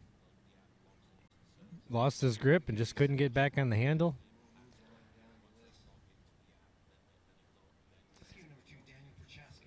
Like I said, we got some great skiing here today. Open men, international men, men's 1 and 2 jump. As we wrap up this 78th edition of the Goode U.S. Nationals. And on the dock now is going to be Danny Prohaska. Good trick skier, trick close to 4,000 in the men's ones event. I believe made the podium. I believe Danny skis for the University of Alabama. Just got word, Tony, that Alabama becomes another one of our schools that will not be able to compete and travel due to COVID restrictions. So, looking like the collegiate water ski season probably going to be canceled this fall. So, very unfortunate. It is, and I mean, it takes place over a lot of states, and I mean, some states have certain restrictions for their college teams, and I mean, this is like going on consistently in the news cycle right now with COVID and stuff. Some states have more relaxed rules so far as their teams are concerned, their college teams, because a lot of them in their state programs are actually funded by the state. I mean, University of Wisconsin receives funds from Wisconsin. Louisiana is part of the University of Louisiana system. They receive funds from the University of Louisiana system, so on and so forth. And as long as that is still the case, and those state systems have these rules for travel under COVID, that means that, I mean, basically, the collegiate season is really, really up at the air at this point. Yeah, I think the national board will be meeting this week, probably decide to cancel it officially. We met a couple weeks ago. We already had about 25% of the teams that couldn't travel, and they're just every day we're receiving word or more, and just don't feel like it'd be right to give out a national title when not everybody is eligible. So probably looking at a possible spring collegiate nationals so that the seniors still get an opportunity to go. So it's going to be a busy 2021, Tony. I mean, all these world championships have been moved. Yeah. And I mean, you mentioned maybe having the national championships in the spring, and that's very similar to what a few of the the athletic conferences are doing with their football programs, like the SWAC and the MEAC. They've decided to have spring football rather than fall football. But anyway, we're looking at Daniel Petraska right now. Oh, Danny from Illinois going down at second pass there, 4.5 at, I believe that was 22 off. Ski Nautique power in this men's 1 group. And that's another situation as well, because he came back at 22 off at 34 miles an hour. He actually started at 22 off 32 miles an hour. So he started in on a shorter line length than 18.25 meters or 15 off. So that was the thing that I was trying to get across earlier with the zero-based scoring, because, I mean, he could have gone in at 28 off if he wanted to at 30 or 32 miles an hour and just worked his way up until it got to the maximum speed and then go from 30 meters, 32 off from there.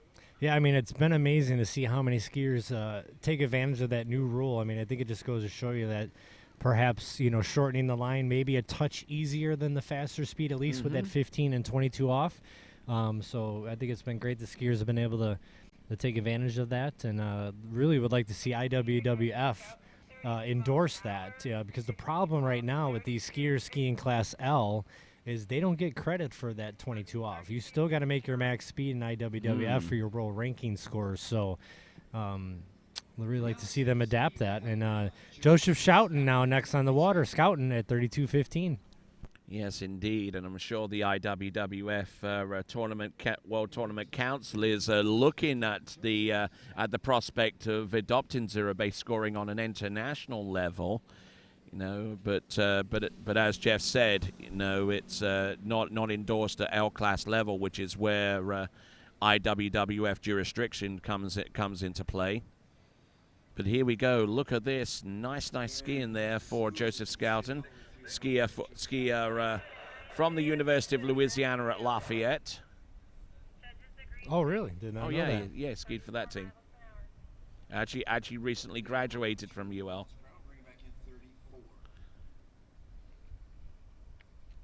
So yeah, going to be a busy season for a lot of competitors, especially those elite athletes. We are looking, as long as COVID goes away, you're going to have the U.S. Masters next year. You're going to have possibly the Collegiate Nationals in the spring.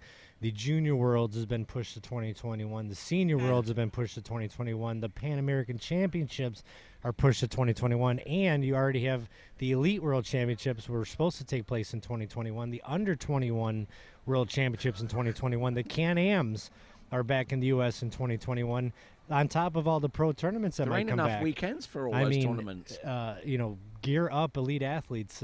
You've got a big year next year in front of you. And even the youth and under 21 worlds have had to be amalgamated into the same venue. From what I've heard. I've heard that rumor too, but I haven't officially heard that's what Corey is doing. I mean, it makes sense, to do that. Maybe we should just combine them all. Just have all the World Championships at Corey's. It'll be like the World Championship Festival. Well, half those skiers ski them both anyways, so.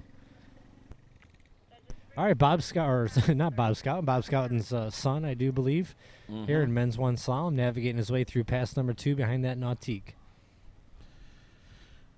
But I tell you, and I mean, continuing the discussion a little bit with collegiate skiing, I mean, with the imminent possibility of not having a collegiate season, at least in the fall, it also opens up the whole scholarship notion with some of our skiers for UL Monroe and UL Lafayette, and one or two of the others that receive support for skiing for their particular teams. I mean, if they don't ski this season, I mean, do the colleges themselves take a dim view? Do they get their scholarship? Or yeah. Exactly. Well, I mean, I know a lot of budgets are being cut at the university level. So let's see Bob Schouten now. 36 miles an hour. That's our max speed here in the men's 1 division. So that boat's really starting to haul down the lake. Really late out of 4-ball. Going to go right inside of 5-ball. So 4:36.15. Yes, indeed. Well, it's gonna. What I find interesting too, Tony, is these universities are cutting all the club sports, but they haven't done it for football. So, kind of shows you, the amount of money involved in football, and that they'll be okay for their football team to travel, but not their water ski team. What do you think about that? Yeah, and I mean, going into collegiate sports, a little bit of a deep dive. I mean, most of the major conferences, like the Power Five conferences, like the Big Ten, the Big 12, the SEC, the ACC, and the Pac-10, they've all adopted conference-only schedules right now, so they're not going to be doing an awful lot of traveling, at least in the immediacy, so far as their football programs are concerned. And a lot of those conferences have decided not to do away with a lot of the sports that are non-revenue sports within each of those conferences. Yeah, Stanford cut 11 varsity sports. Oh, I mean, my varsity word. sports. We're not talking just club sports. 11 I mean, we're talking varsity rowing, sports, soccer, and rowing, badminton, Quidditch. I don't know. I mean, COVID is definitely taking a hit on the economy, and a lot of what was supposed to go on here. A lot of money being lost at the university level. So it's hopefully we can get through this and get out of it here soon. But it's a lot of the college skiers are adjusting their workload, and I had a Jamie Bull reach out to me and said if she's not having a college season, she's not going to come back in the country. I've had a couple Alabama skiers that are thinking about having some surgeries, for some injuries that, if we're not going to have a fall season, they're going to take care of their injuries now. People are going to take more classes in the fall so they can lighten up the spring load. So a lot of decisions, to be made here. yes, indeed. Calvin Neff is on the water, Tony. Yeah, this is Calvin Neff going in at 34 miles an hour, 22 off. So, shorter line length, sub-max speed.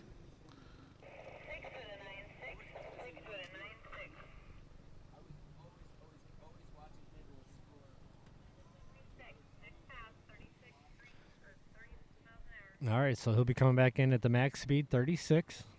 30 competitors here in this men's one group, so we got a long way to go. Looking at some of our top seeded scores here, Tony, I believe we got some guys that can get into 39, maybe even 41. Let's see, our top seed, Garrett Reese, with a 110.8 average, which I believe is 2.8 at 39. Oh, yeah. So Ben Lutz with an average of 2.5 at 39. And then Landon Giels also with an average in the 39. So going to be an exciting event here in men's one slalom. Yeah, got some good, strong competitors are coming up on this list, and you're watching it here on Lake 2. We got a simultaneous webcast going on Lake 1. You're viewing bonus coverage of Lake 2 on the Lake 1 webcast. All right, I believe our first skier in at 36.22 off here, Calvin. Let's see if we can get through it. Running late, but still in the game here. All getting pitted out a little bit off of buoy number 4, and just couldn't really get his position back on 5 to go cross course again. Well, I do believe he takes the lead, though, with 4.5 at 22 off. And, when you're seated this low, sometimes your goal is just to take the lead when you go out there. We say it, I skied my seed. And that's kind of the internal goal with a lot of these skiers is, just do what they should have done. If you're seated 25th, you try to get 25th place at the best. So it looks like Kelvin did that.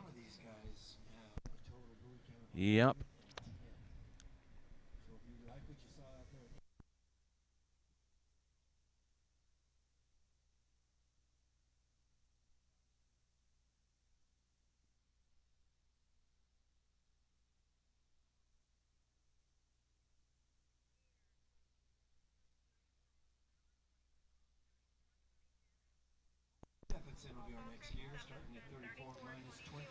All right, so cruising right along here in men's one slalom. This is skier number 5 out of 30, Colton Stephenson, 34.22 off.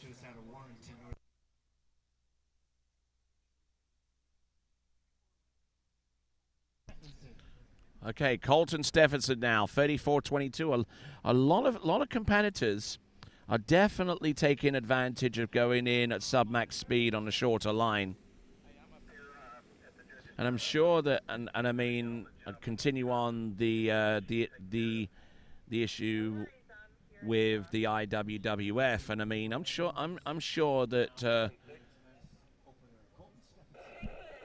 that Jose, who is the president, and Candido Mose and Bob Corson alike are watching this and seeing the advantages of having the zero-based scoring system.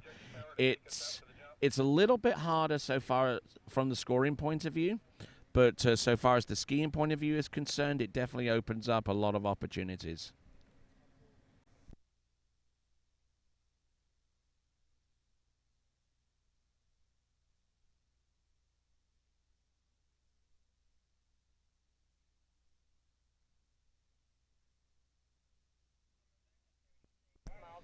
Coming back at 36 miles an hour now.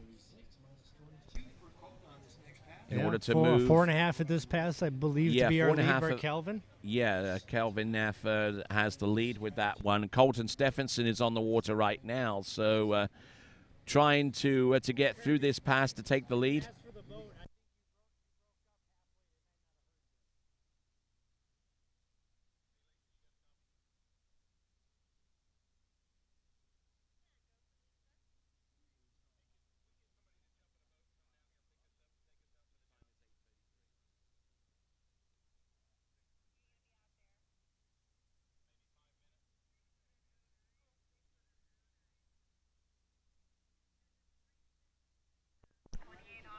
All right, first skier to navigate through 36.22, so he'll be coming in at 28 off. Your leader right now, Colton Stephenson. Men's one slalom here at the Goode U.S. Nationals. Day number 5, the final one. It's been a great week, Tony. I mean, just perfect week. Great skiing, great conditions every day. Webcast has been a huge hit with over 40,000 views this week, so it's been great everybody tuning in. We should go over 50K by the end of today, and with the residual views that we anticipate, we'll probably get pretty close to 75,000 views. And thank each and every one of you for taking time out. And a lot of you folks right now have been watching from your offices for the first few days. Now you're watching from your homes, and we thank you for your continued support. Yeah, all right, here we go. 28 off behind the Nautique. Your leader right now, Colton Stephenson, 36 miles an hour. The yellow loop. Oh, gets in deep for round one. Oh, my word. Ouch. Medical personnel only. Medical personnel. Trained swimmers. Wow, big hit out of one ball there and tried to hold on to it.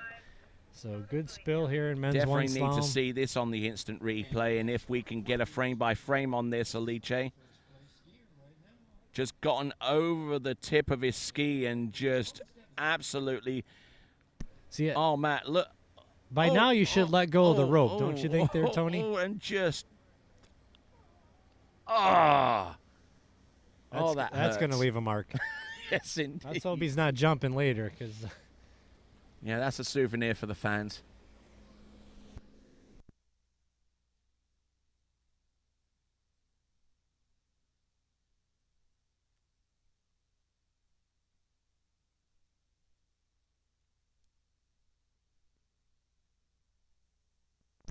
Yeah, I want to thank our sponsors, not only of the Goode Nationals, but the sponsors that made this webcast happen. Our title webcast sponsor, Splash Eye, skiitagain.com, the AWSA themselves and all the regions who, those group right there donated half of the funds, and then everybody else out there.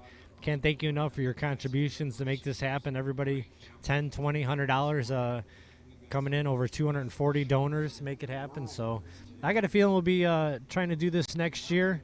Again, 7-day event, so we'll get a GoFundMe going right away. So we can know nice and early whether we're going to have a webcast. So hopefully you guys can come out and support us again and make it happen in Wilmington, Illinois next year, going to Kansas in 2022. And certainly great to know that that where the destiny of the national championships are going to be for the next two occasions, 21 and 22. And well, Luke Karn's going to be starting at 34.22. Our 6th skier off the dock here in men's one slalom at the Goode U.S. Nationals. All right, here we go. 34-22 off. Another competitor. This is starting to become a habit now with 34-22.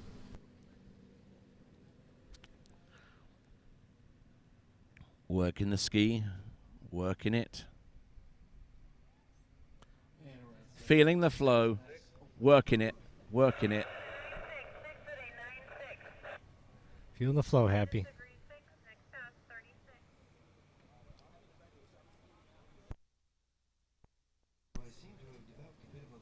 We're out there getting our jump camera ready.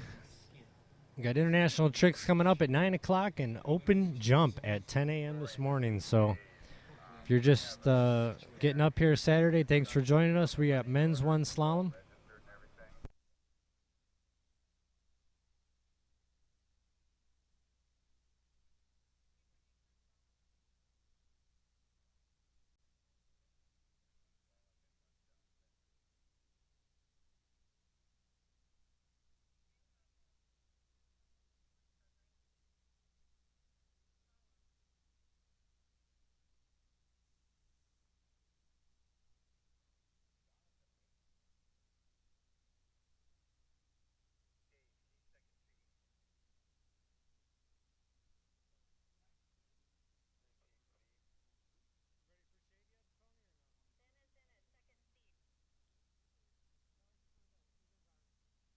All right. Whoa, and look at this.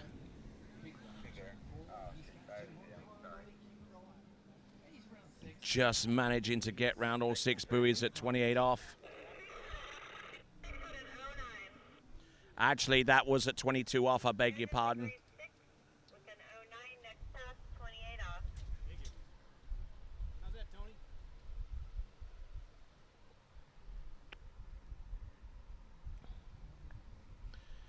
So those of you that are watching the webcast on Lake Number 1, thank you very much indeed.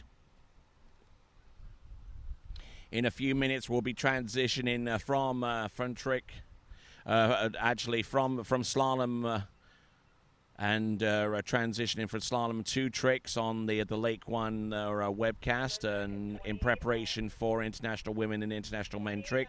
And after that will be open men's jump and the remainder of our jump event.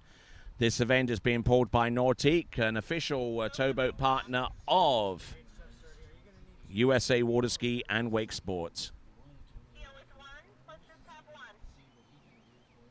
Luke Carnes now. This is now at 28 off at 36 miles an hour. Now he's gotten to maximum speed. He can shorten, and unfortunately,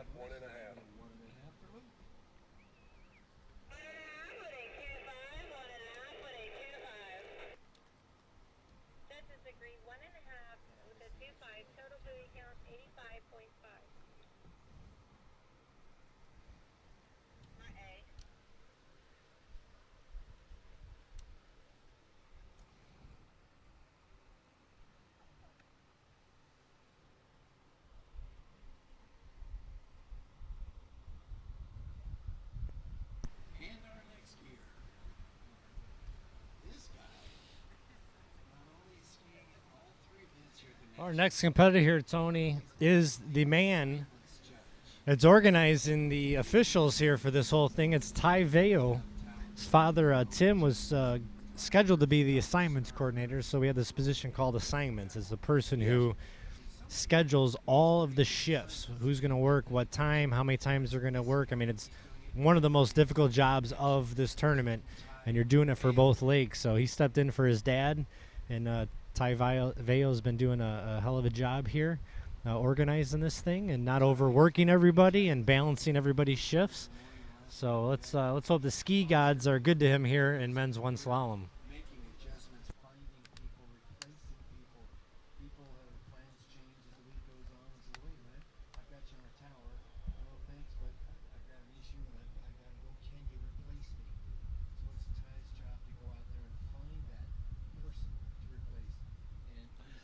all right, here comes Ty, and we'll find out his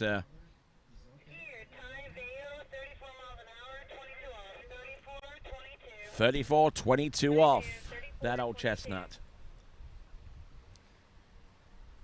All right, here comes Ty from the West. He's also the vice chairman of the National Collegiate Western Water Ski Association, or the board, so very involved in collegiate skiing as well. Good effort on the first half of the course. Used to work for our title sponsor here at Goode, so I'm sure he's got a ski that's pretty dialed in. I think so. I think so. And the Goode, our title sponsor, and they have signed a contract with AWSA to be the title sponsor for the next 10 years.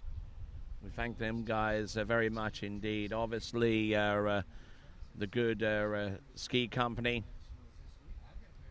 certainly one of the main benefactors of the sport of tournament water skiing in the United States, and they've been the title sponsor for as long as I can remember. Certainly going through a tough time since the loss of the patriarch of that company, or Dave Goode, and Dawn Goode doing a superb job in taking over where Dave tragically left off, and they've introduced the Dave Goode Foundation, and that should be looking to do some great things in the future, as well as continue to support this event. Yeah, we definitely, man, have we lost a lot of people on our sport. We'll go through that over here in a minute here. But we got Ty Vale, 36-22, got to run this challenge, our leader. Skier number 7 here in men's one slalom. Ty Vale.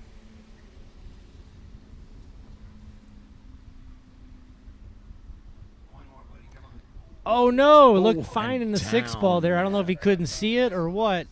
That was at max speed at 22.5. Let's see if we can see what happened here. It looked like he was in good enough shape to get around 6. Yeah, definitely shouldn't be a glare issue. Looking down at that lake, looks like plenty. Talked to some of the women's too earlier. All right, it was actually folks, for those 2 and 4 ball that was a little bit of Lake trouble. 1, we will be transitioning our through to the live pictures from Lake 1 in just a moment. For those of you that want to continue on watching the slalom event, please transition through to the webcast that is going on Lake 2 for the continuation of the men's one slalom competition.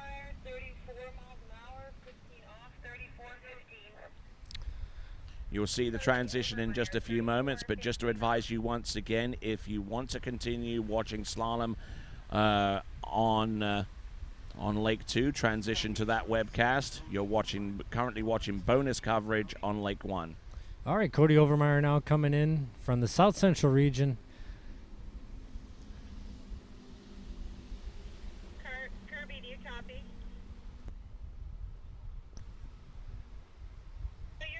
This is the son of Julie Kruger, so you know the Kruger name very well out there. And young man skis, I think, for Texas State, maybe Texas A&M, one of those Texas schools. Yuppity up.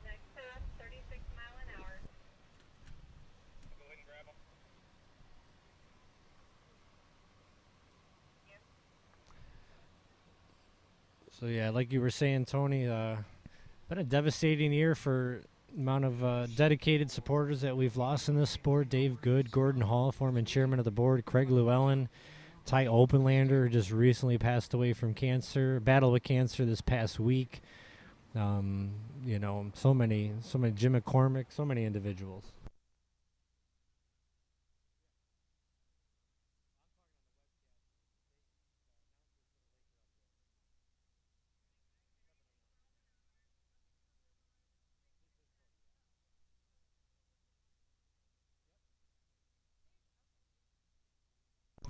All right, Cody, 36 now, 15 from Lago Santa Fe, hosted the Nationals back in, I think 2004-ish. Had back-to-back years. One of the rainiest Nationals we've ever had.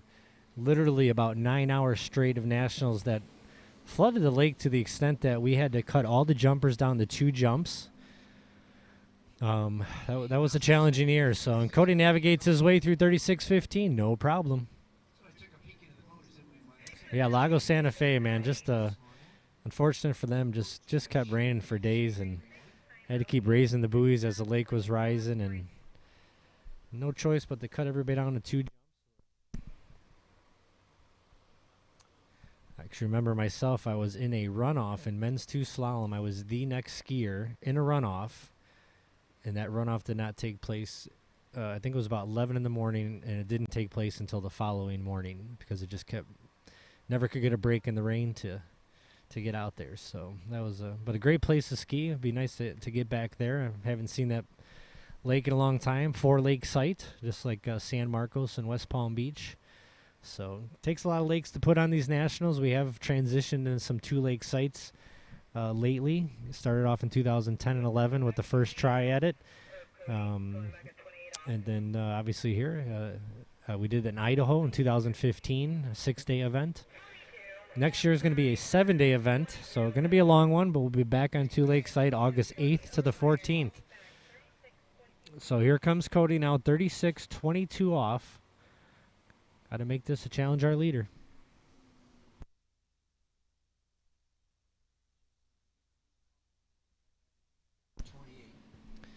One and a half, 28 off is our leader.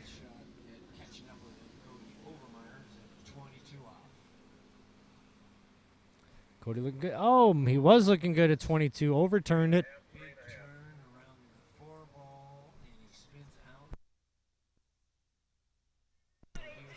So not going to get through that 22 off to challenge our leader. 1.5 28 is the lead here in men's 1 slalom. If you're just tuning in, that's skier number 8 out of 30. Now over on the Jump Lake and Trick Lake, we are getting ready to go live with international tricks here at 9 a.m. this morning. And then we will open jump up at 10 a.m. on the dot with open jump. Yes, indeed, a lot of action coming up, and the international men, international women tricks will start in about 10 minutes. And there is your schedule, folks, of remaining events. Men's 1, men 2 slalom currently taking place on Lake 2, actually men's 1 slalom. Then we've got open women, open men, masters men, junior men, and international men. Then on Lake 1, starting at 9 a.m., which is less than 10 minutes from now, trick international women, international men, and then starting at 10 a.m., open men's jump, women 1 and 2, men 1 and 2, and our final event of these championships, for all intents and purposes, is going to be the open women's jump. I mean, Tony, can you get a better schedule in one day than that? Open, international, men's 1 and 2, and women's 1 and 2. I mean, every jam-packed event. And taking into consideration that right now that we're running slalom with men's 1, it's actually our largest event at 30 skiers. Yeah, I got the international events. That's kind of been a new thing we started doing. Just a way to really give the staff here at these host sites. A lot of the staff that have hosted nationals like San Marcos, Kansas, and Jay's here. Got a lot of international staff that have been putting in hundreds of hours. So giving them the opportunity to go out and get a score in a record tournament. So I think that's been great. We got plenty of time on our hands today. You know, there's only 3 or 4 of them, so we got to see them jump yesterday, and we're going to get to see them slalom and trick today. And we got Parker Shull on the water next, 32-22. All right, here comes Parker Shull.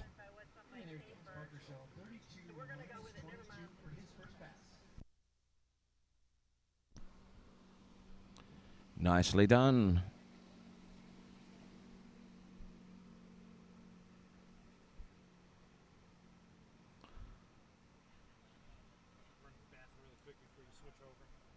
Okie dokie, looking good, looking good. Parker Shull on that opener.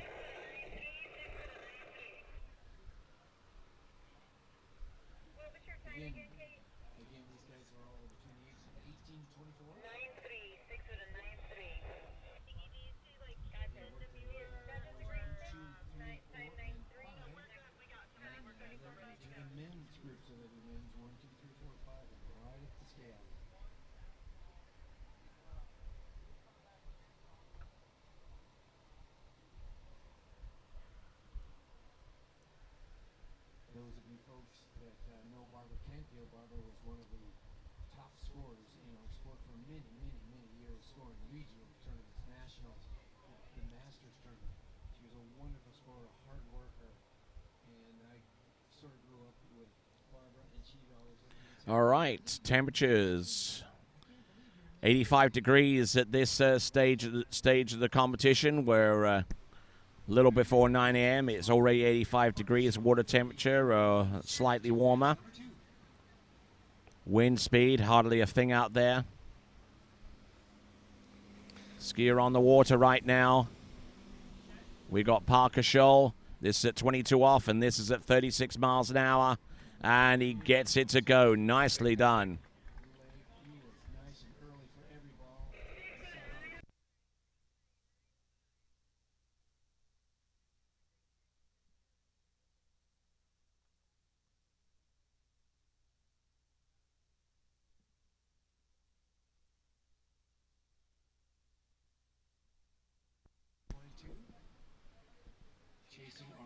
All right, thanks a lot, Tony Lightfoot, for joining, making it happen over here on the Solemn Lake. I'm going to let you go and take over, continue on the Solemn Lake while you get Lake 1 started. If you're still tuned in to the Slalom webcast, you could start up that trick and jump webcast too. We're going live here soon with International Tricks. Men's 1 slalom over here. We got Parker Scholl, skier number 9, on the water, pass number 3.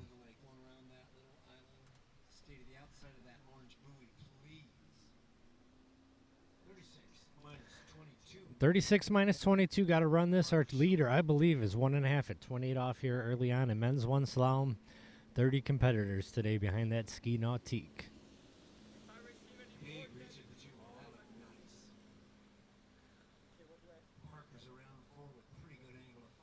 All right.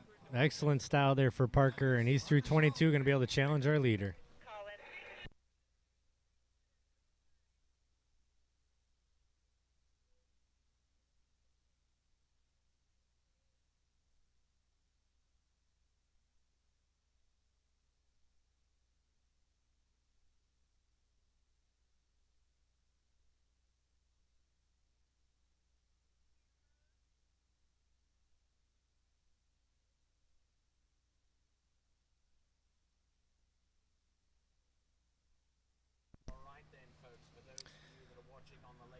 All right.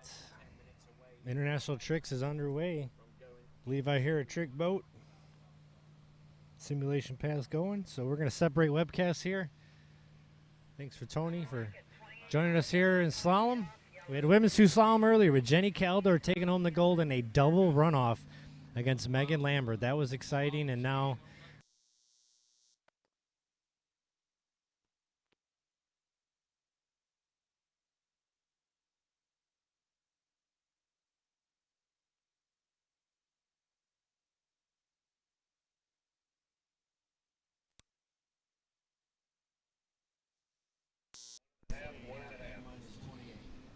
All right then, folks. We've got the Lake 1 webcast about to transition to the tricks event and the jump event, and there is your schedule of events about to take place: international women, international men, 2 trick events starting at 9 a.m. and then at 10 o'clock on the dot.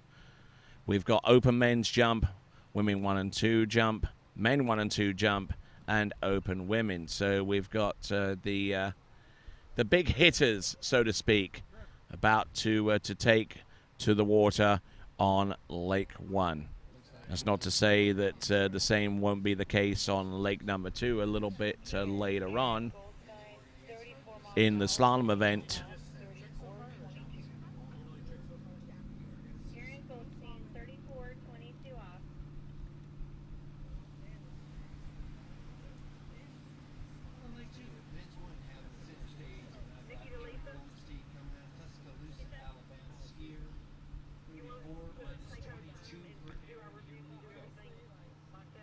So on dockside right now, our international men getting ready to hit the water tricking.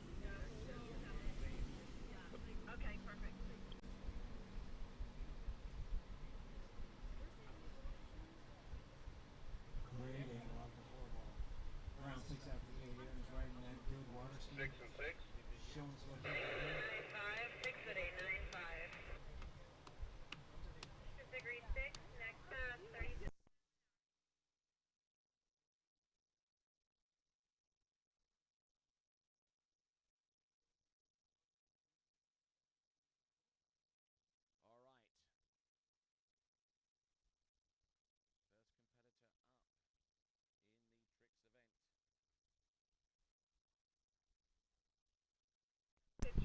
All right then, folks, our international men, we're going to start off. Start off with Martine Coleman.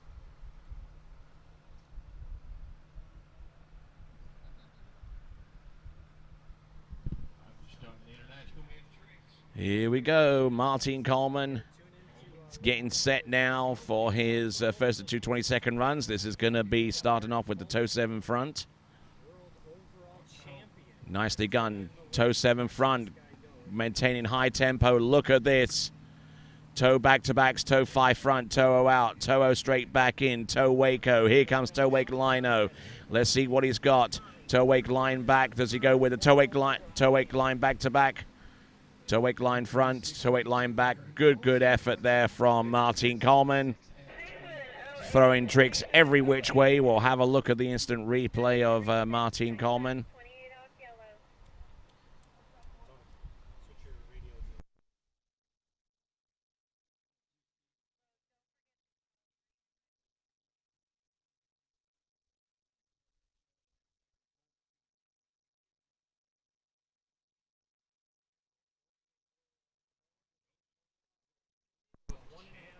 So great skiing there from Martine Coleman.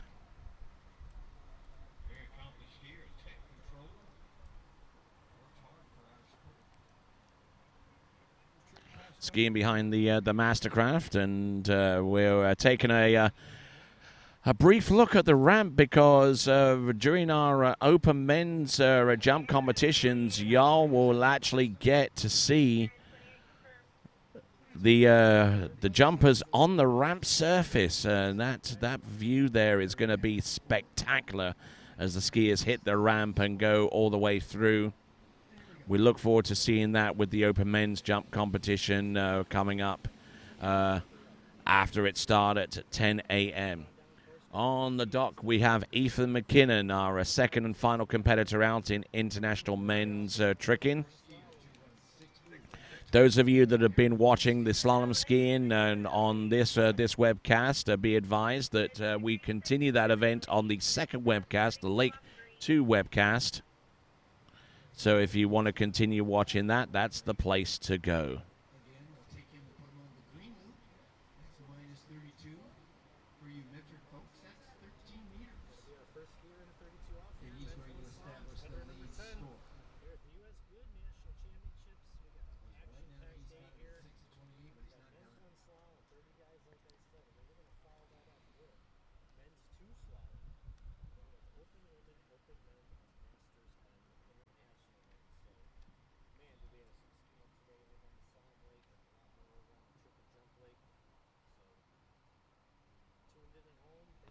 So here we go.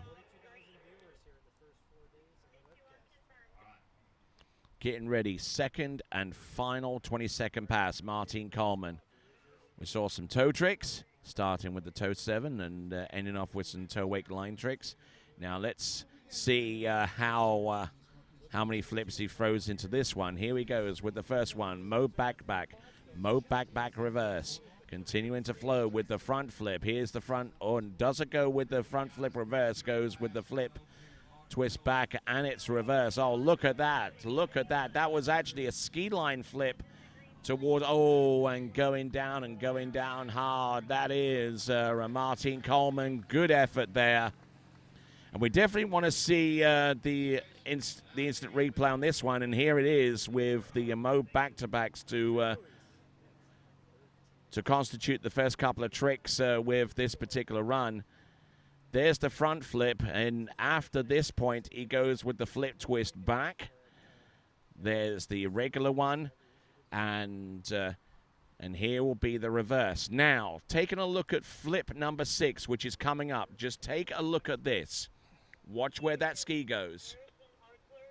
There we go, and that was the ski line flip, ski line mob flip.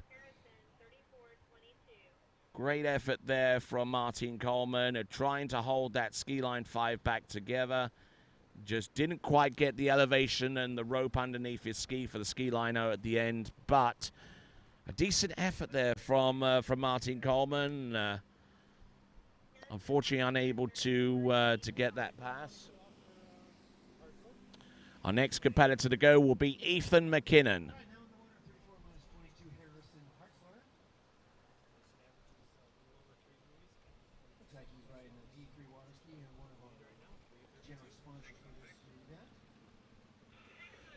So Ethan McKinnon on the dock waiting for the boat, just been given his sheet of paper with the speeds that would that he requested, and catching a few rays out there, and some great skiing generally all the way throughout this competition. We've had jump offs, we've had runoffs in slalom. Didn't have a trick runoff though. That would have been asking for too much. Matter of fact, in the very few instances where the tricks have been run off, Tri-Lakes has actually been the site for one of the classic ones back in 1984, when Torn and Britt Larson in the Open Women's Tricks event were actually tied in that particular event, and not too sure which one actually won the national title, but one of those sisters just went up and down, just skied it for the crowd, and just basically gave it to her sister in that instance.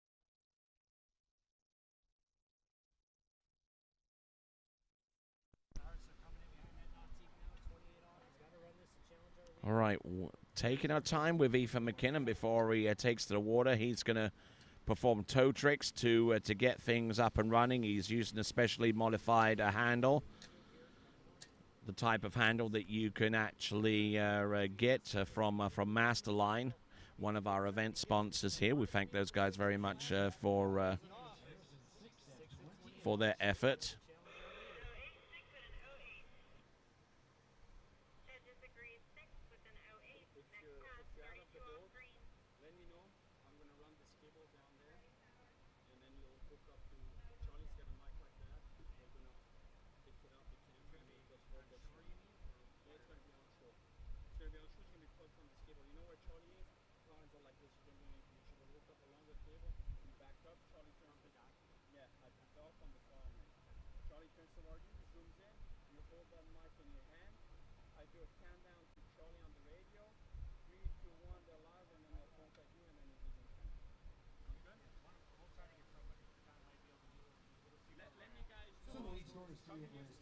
Okay.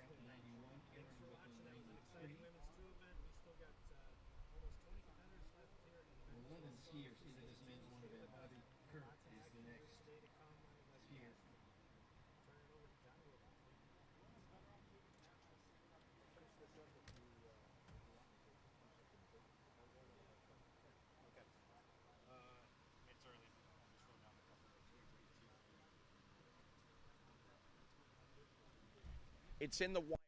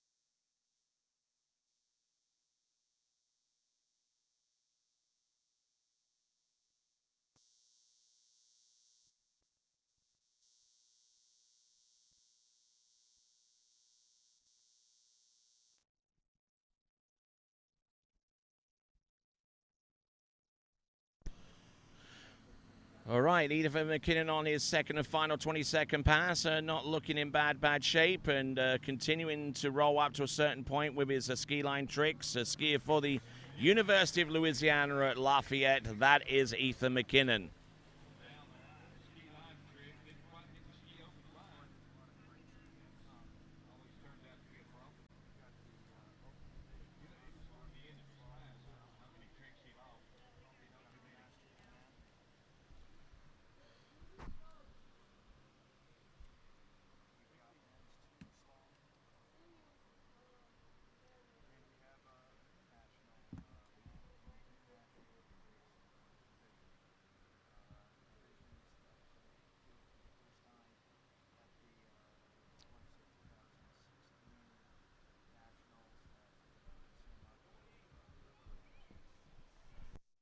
All right, so now working away from international men, we go to international women. Our two competitors are Cassidy Hawkins and Mary Lou Melanier.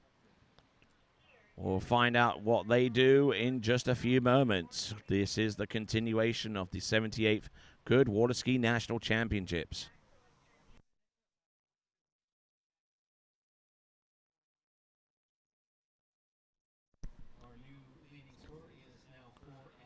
Okay, so Cassidy Hawkins on the dock area and just trying to get warmed up, just trying to get her muscles firing in all cylinders there.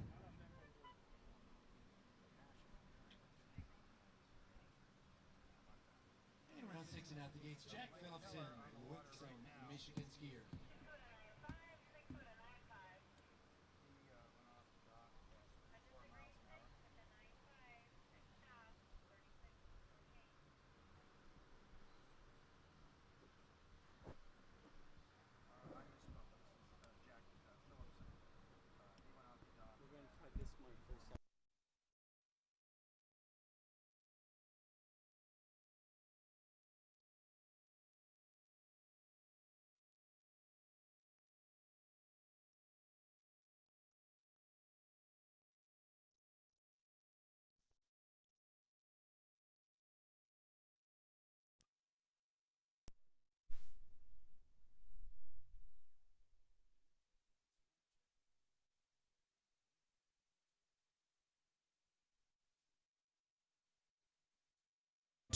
Check 1 2. Check 1 2. 1 2 3 4. All right, we've got Cassidy Hawkins waiting on that Mastercraft towboat to make her way to her in the tricks event. The skiers have choice of boat, whether it be Mastercraft, Nautique, or Malibu. We'll see what she's got. Okay, looks like Cassidy Hawkins is going to go for the tow tricks first, using the short handle.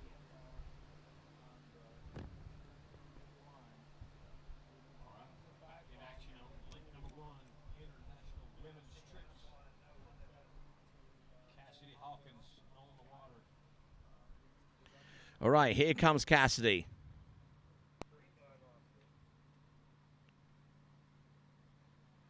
Setting herself up, I believe, for a tow 5 back. We'll see what transpires. Tow 5 back, tow back to back, tow back to back. Sets it. Oh, and goes down hard there on the tow wake back to back. Absolutely killing the wake there on that particular move, and we're going to see the instant replay again and see how quickly it went from this to that. Oh my word, that was a huge fall there from Cassidy Hawkins. The lead score is 4 at 32 off, and Jack's going to take his run at it right now. And here he goes. Pretty good shape of the 3-ball, Jack Phillipson, rounds 4 on his way to 5. Hey, look at this. This guy wants to run it. So that is Cassidy Hawkins on trick pass number 1. This is Mary Lou Melanier on the starting dock. Certainly a big hard fall there from Cassidy Hawkins. If we don't mind taking a look at that again from the boat this time. Going through the back-to-back. She didn't look too badly here. Now, let's have a look at this toe wake back-to-back attempt. Just, ooh, ouch. And I don't know what happened. The tail of the ski got off the top of the wake and just absolutely got separated. And fair play to Martin Coleman, who's actually the pin person in the boat, in having the presence of mind to release, because that was a very quick fall, and that could have done some serious damage had the rope still been attached to the boat. Here's our current temperature readings. Air temperature is at 85, bright sunshine. Water's still pretty warm. Wind about 2 miles an hour. And nicely done with our weather statistics from the Baton Rouge Metro Airport. All right, you're seeing a live picture from the ramp camera. We're about to take our second skier for her second and final 20-second pass. These are our sponsors: Marine Power, OJ Props, Ski Safe Insurance, Masterline, Shoulder Sphere, Radar Skis, HO Syndicate, D3 Conley Skis. Our boat sponsors: Nautique, Mastercraft, Malibu. And this is the Goode 78th Goode Water Ski National Championships, also supported by Tri-Lakes, the venue sponsor, and USA Water Ski and Wake Sports, the governing body of towed water sports in the United States.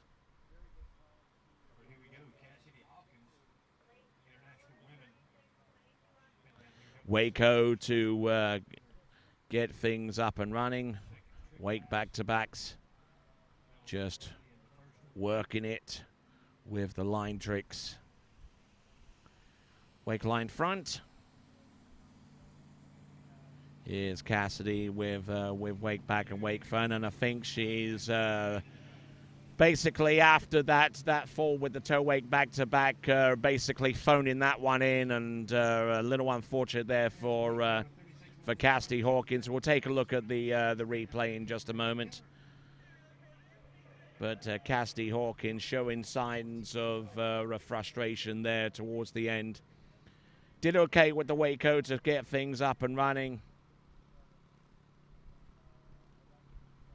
And going through the wake back-to-backs. Looked all right up to a certain point. But I think the frustration of falling that early on in the toe tricks kind of brought itself to bear with the final tricks that she produced there with the handle pass, not really going into a 540 degree spin sequence, and about that point she basically said, I'm done. So skiing into the dock, and she'll let the leave the stage clear for our next competitor, Mary Lou Melanier.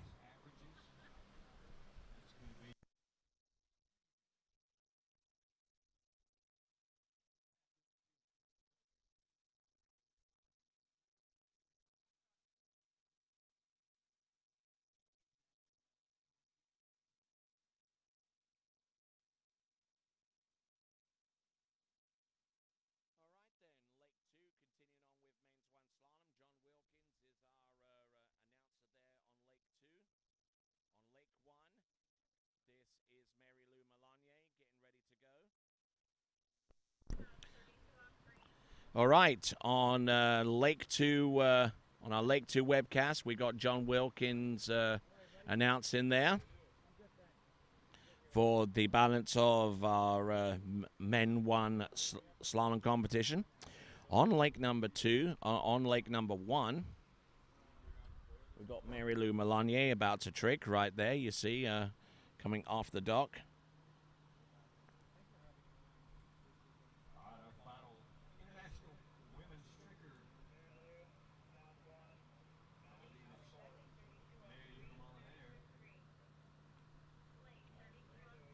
Here we go, Mary Lou Melanier now.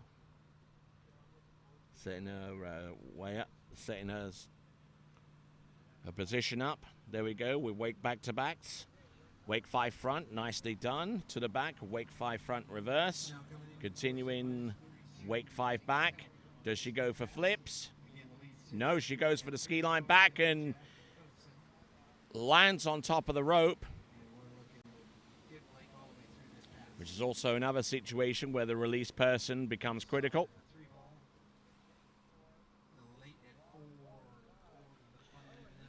Looking in good form right from the get-go.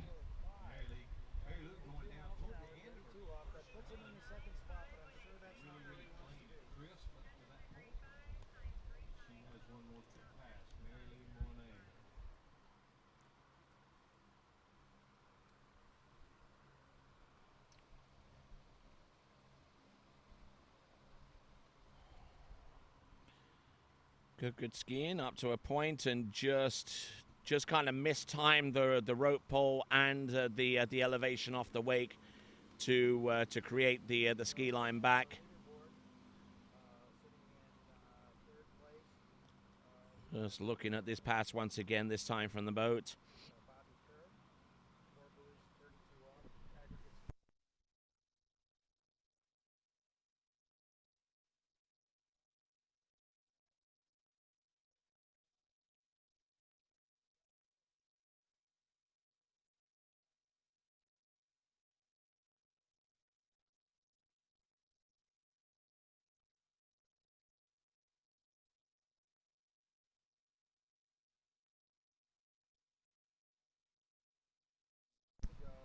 Right, Mary Lou Melanier is about to turn down at the west end of the lake and get ready for the next pass. And this is the last pass of tricking that we're going to see today, folks.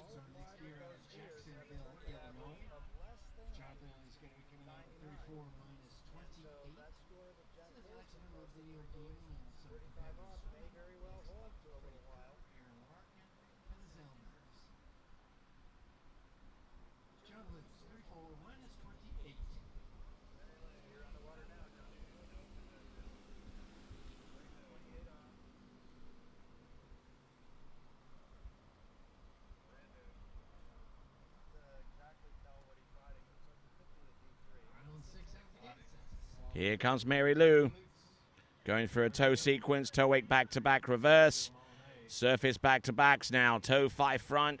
Oh, a little off balance, but making it work for her. Oh, goes for the toe in and almost got ahead of herself there. That is going to be the end of our trick event. That is Mary Lou Melanier, and fell relatively early on both passes, so she'll be a little bit disappointed with the point total. But that represents the end of our tricks event. The remaining event that you're going to see is jump, and we'll be back right after this.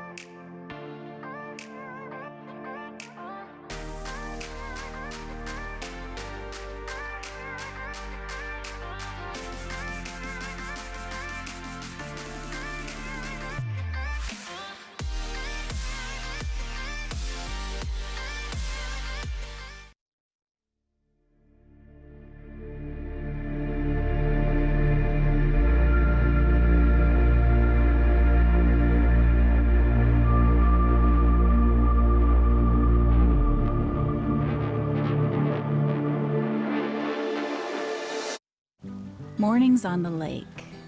The first time I got up and stayed up. Learning how to drive. Teaching our dog to swim. Long summer days, big sprays, and even bigger laughs. These are the moments that made up my childhood, that brought our family together, and the memories I'm now making with my kids. Being on the water isn't just something we do, it's who we are. Make your memories with Mastercraft.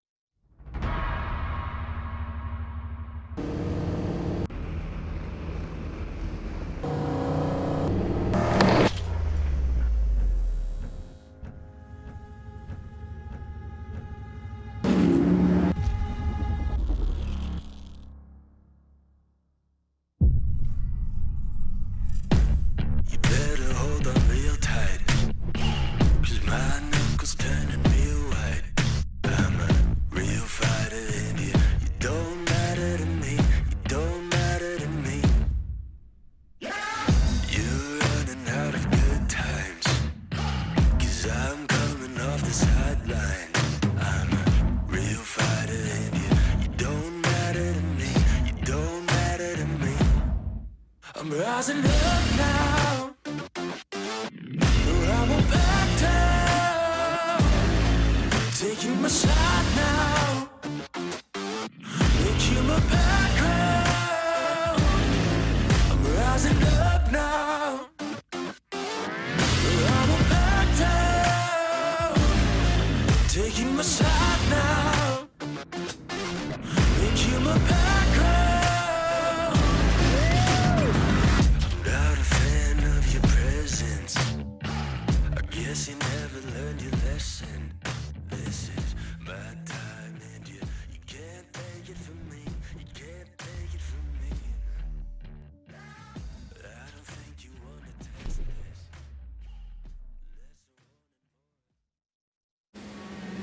I've been skiing on the Energy R1 for a little over a year now.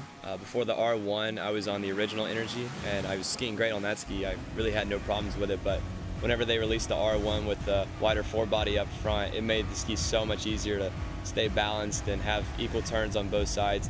So from my very first set on the NRG R1, I could just feel that this ski's just really balanced through the wakes and through the turns. And I found that I could just turn my onside turn better. I think that's because the tail of the ski just allows a little bit more water to flow through it, so it just rides through the tail of the onside turn better.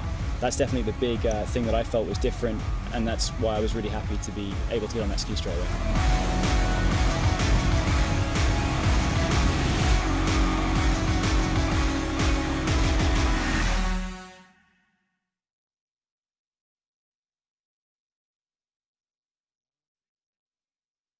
This is a shrimp po' boy. It could just be a sandwich, but today, you're in Louisiana. Today, you got up with the sun to enjoy the best bass fishing on Earth. Today, you walked historic halls where ghosts might pay a visit, but spirits are always present. Today, you wandered into a hole-in-the-wall cafe and fed your soul with a frosty local brew and this shrimp po' boy. Anywhere else, it's just a sandwich. But today, you're in Louisiana. This is a ticket stub. You'd normally toss it out, but not today. Today, you're in Louisiana. Today, you took a face-flattening high-octane airboat through the marsh and ended up back in the time of dinosaurs. Today, you savored seafood that hadn't crossed state lines. Today, you danced till your soul felt good and your souls ached. That ticket stub, you tuck it away as a reminder, because today, you're in Louisiana.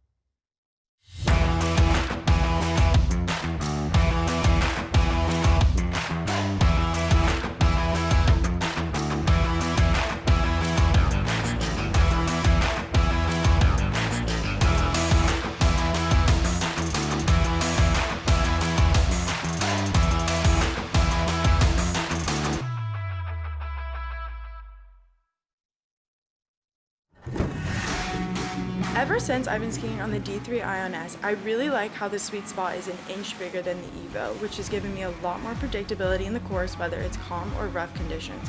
The way the ski feels makes me excited for the upcoming season. I think a characteristic that most skiers can appreciate about the Ion is its consistency and predictability. I feel pretty confident coming into the tournament season that I can show up and score what I'm capable of because of this ski.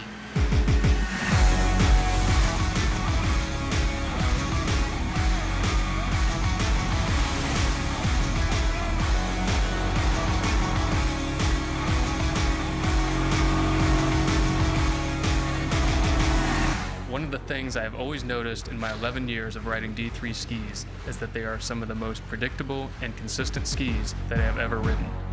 What I like most about this ski is that it's fast across the wake, but due to the narrower forebody from the front foot forwards, it allows the ski to slow down in the edge change, as well as let the tip of the ski carve a tight turn around the buoy, resulting in more angle out of the backside of the buoy.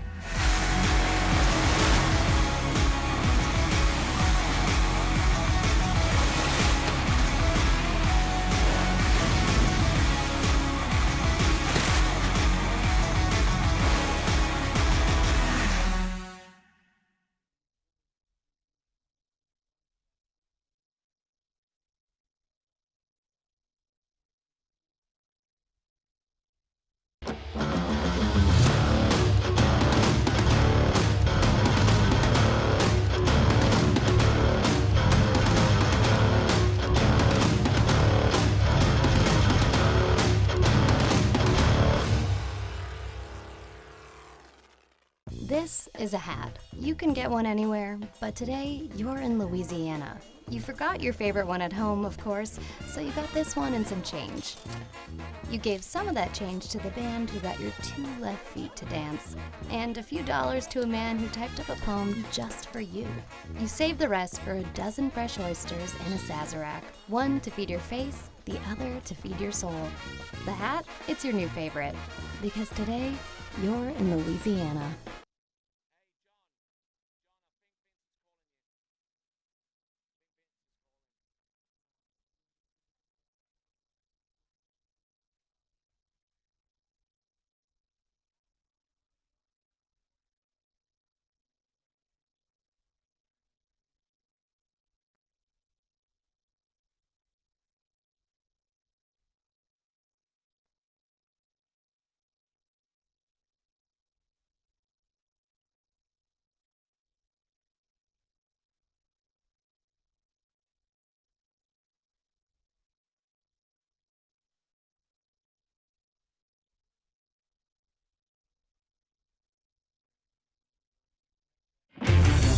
All eyes on the way out.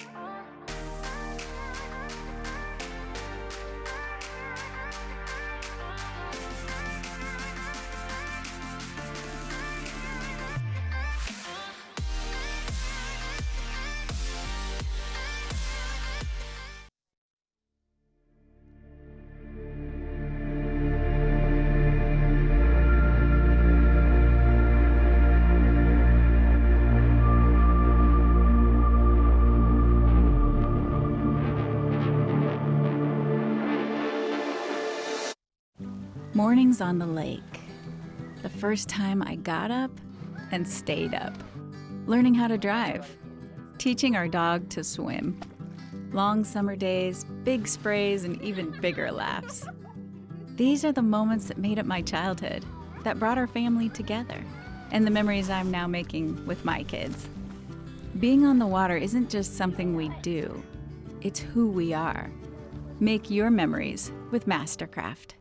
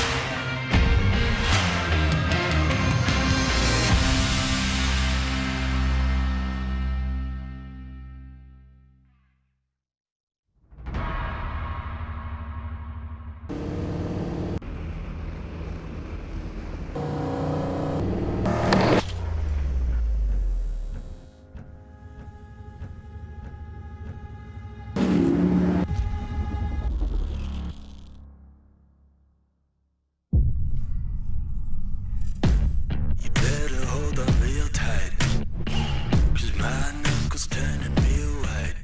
I'm a real fighter and you don't matter to me, you don't matter to me. You're running out of good times, 'cause I'm coming off the sideline.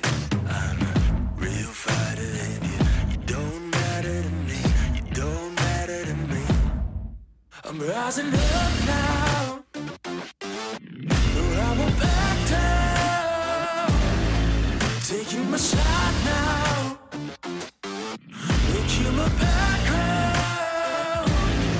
I'm rising up now, no I won't back down. Taking my shot now, make you my background. Not a fan of your presence, I guess you never learned your lesson. This is my time and you can't take it from me, you can't take it from me. I don't think you wanna test this.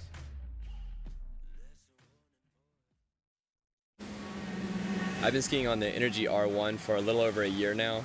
Before the R1, I was on the original Energy, and I was skiing great on that ski. I really had no problems with it, but whenever they released the R1 with the wider forebody up front, it made the ski so much easier to stay balanced and have equal turns on both sides. So from my very first set on the NRG R1, I could just feel that this ski's just really balanced through the wakes and through the turns. And I found that I could just turn my onside turn better. I think that's because the tail of the ski just allows a little bit more water to flow through it, so that it just rides through the tail of the onside turn better. That's definitely the big thing that I felt was different, and that's why I was really happy to be able to get on that ski straight away.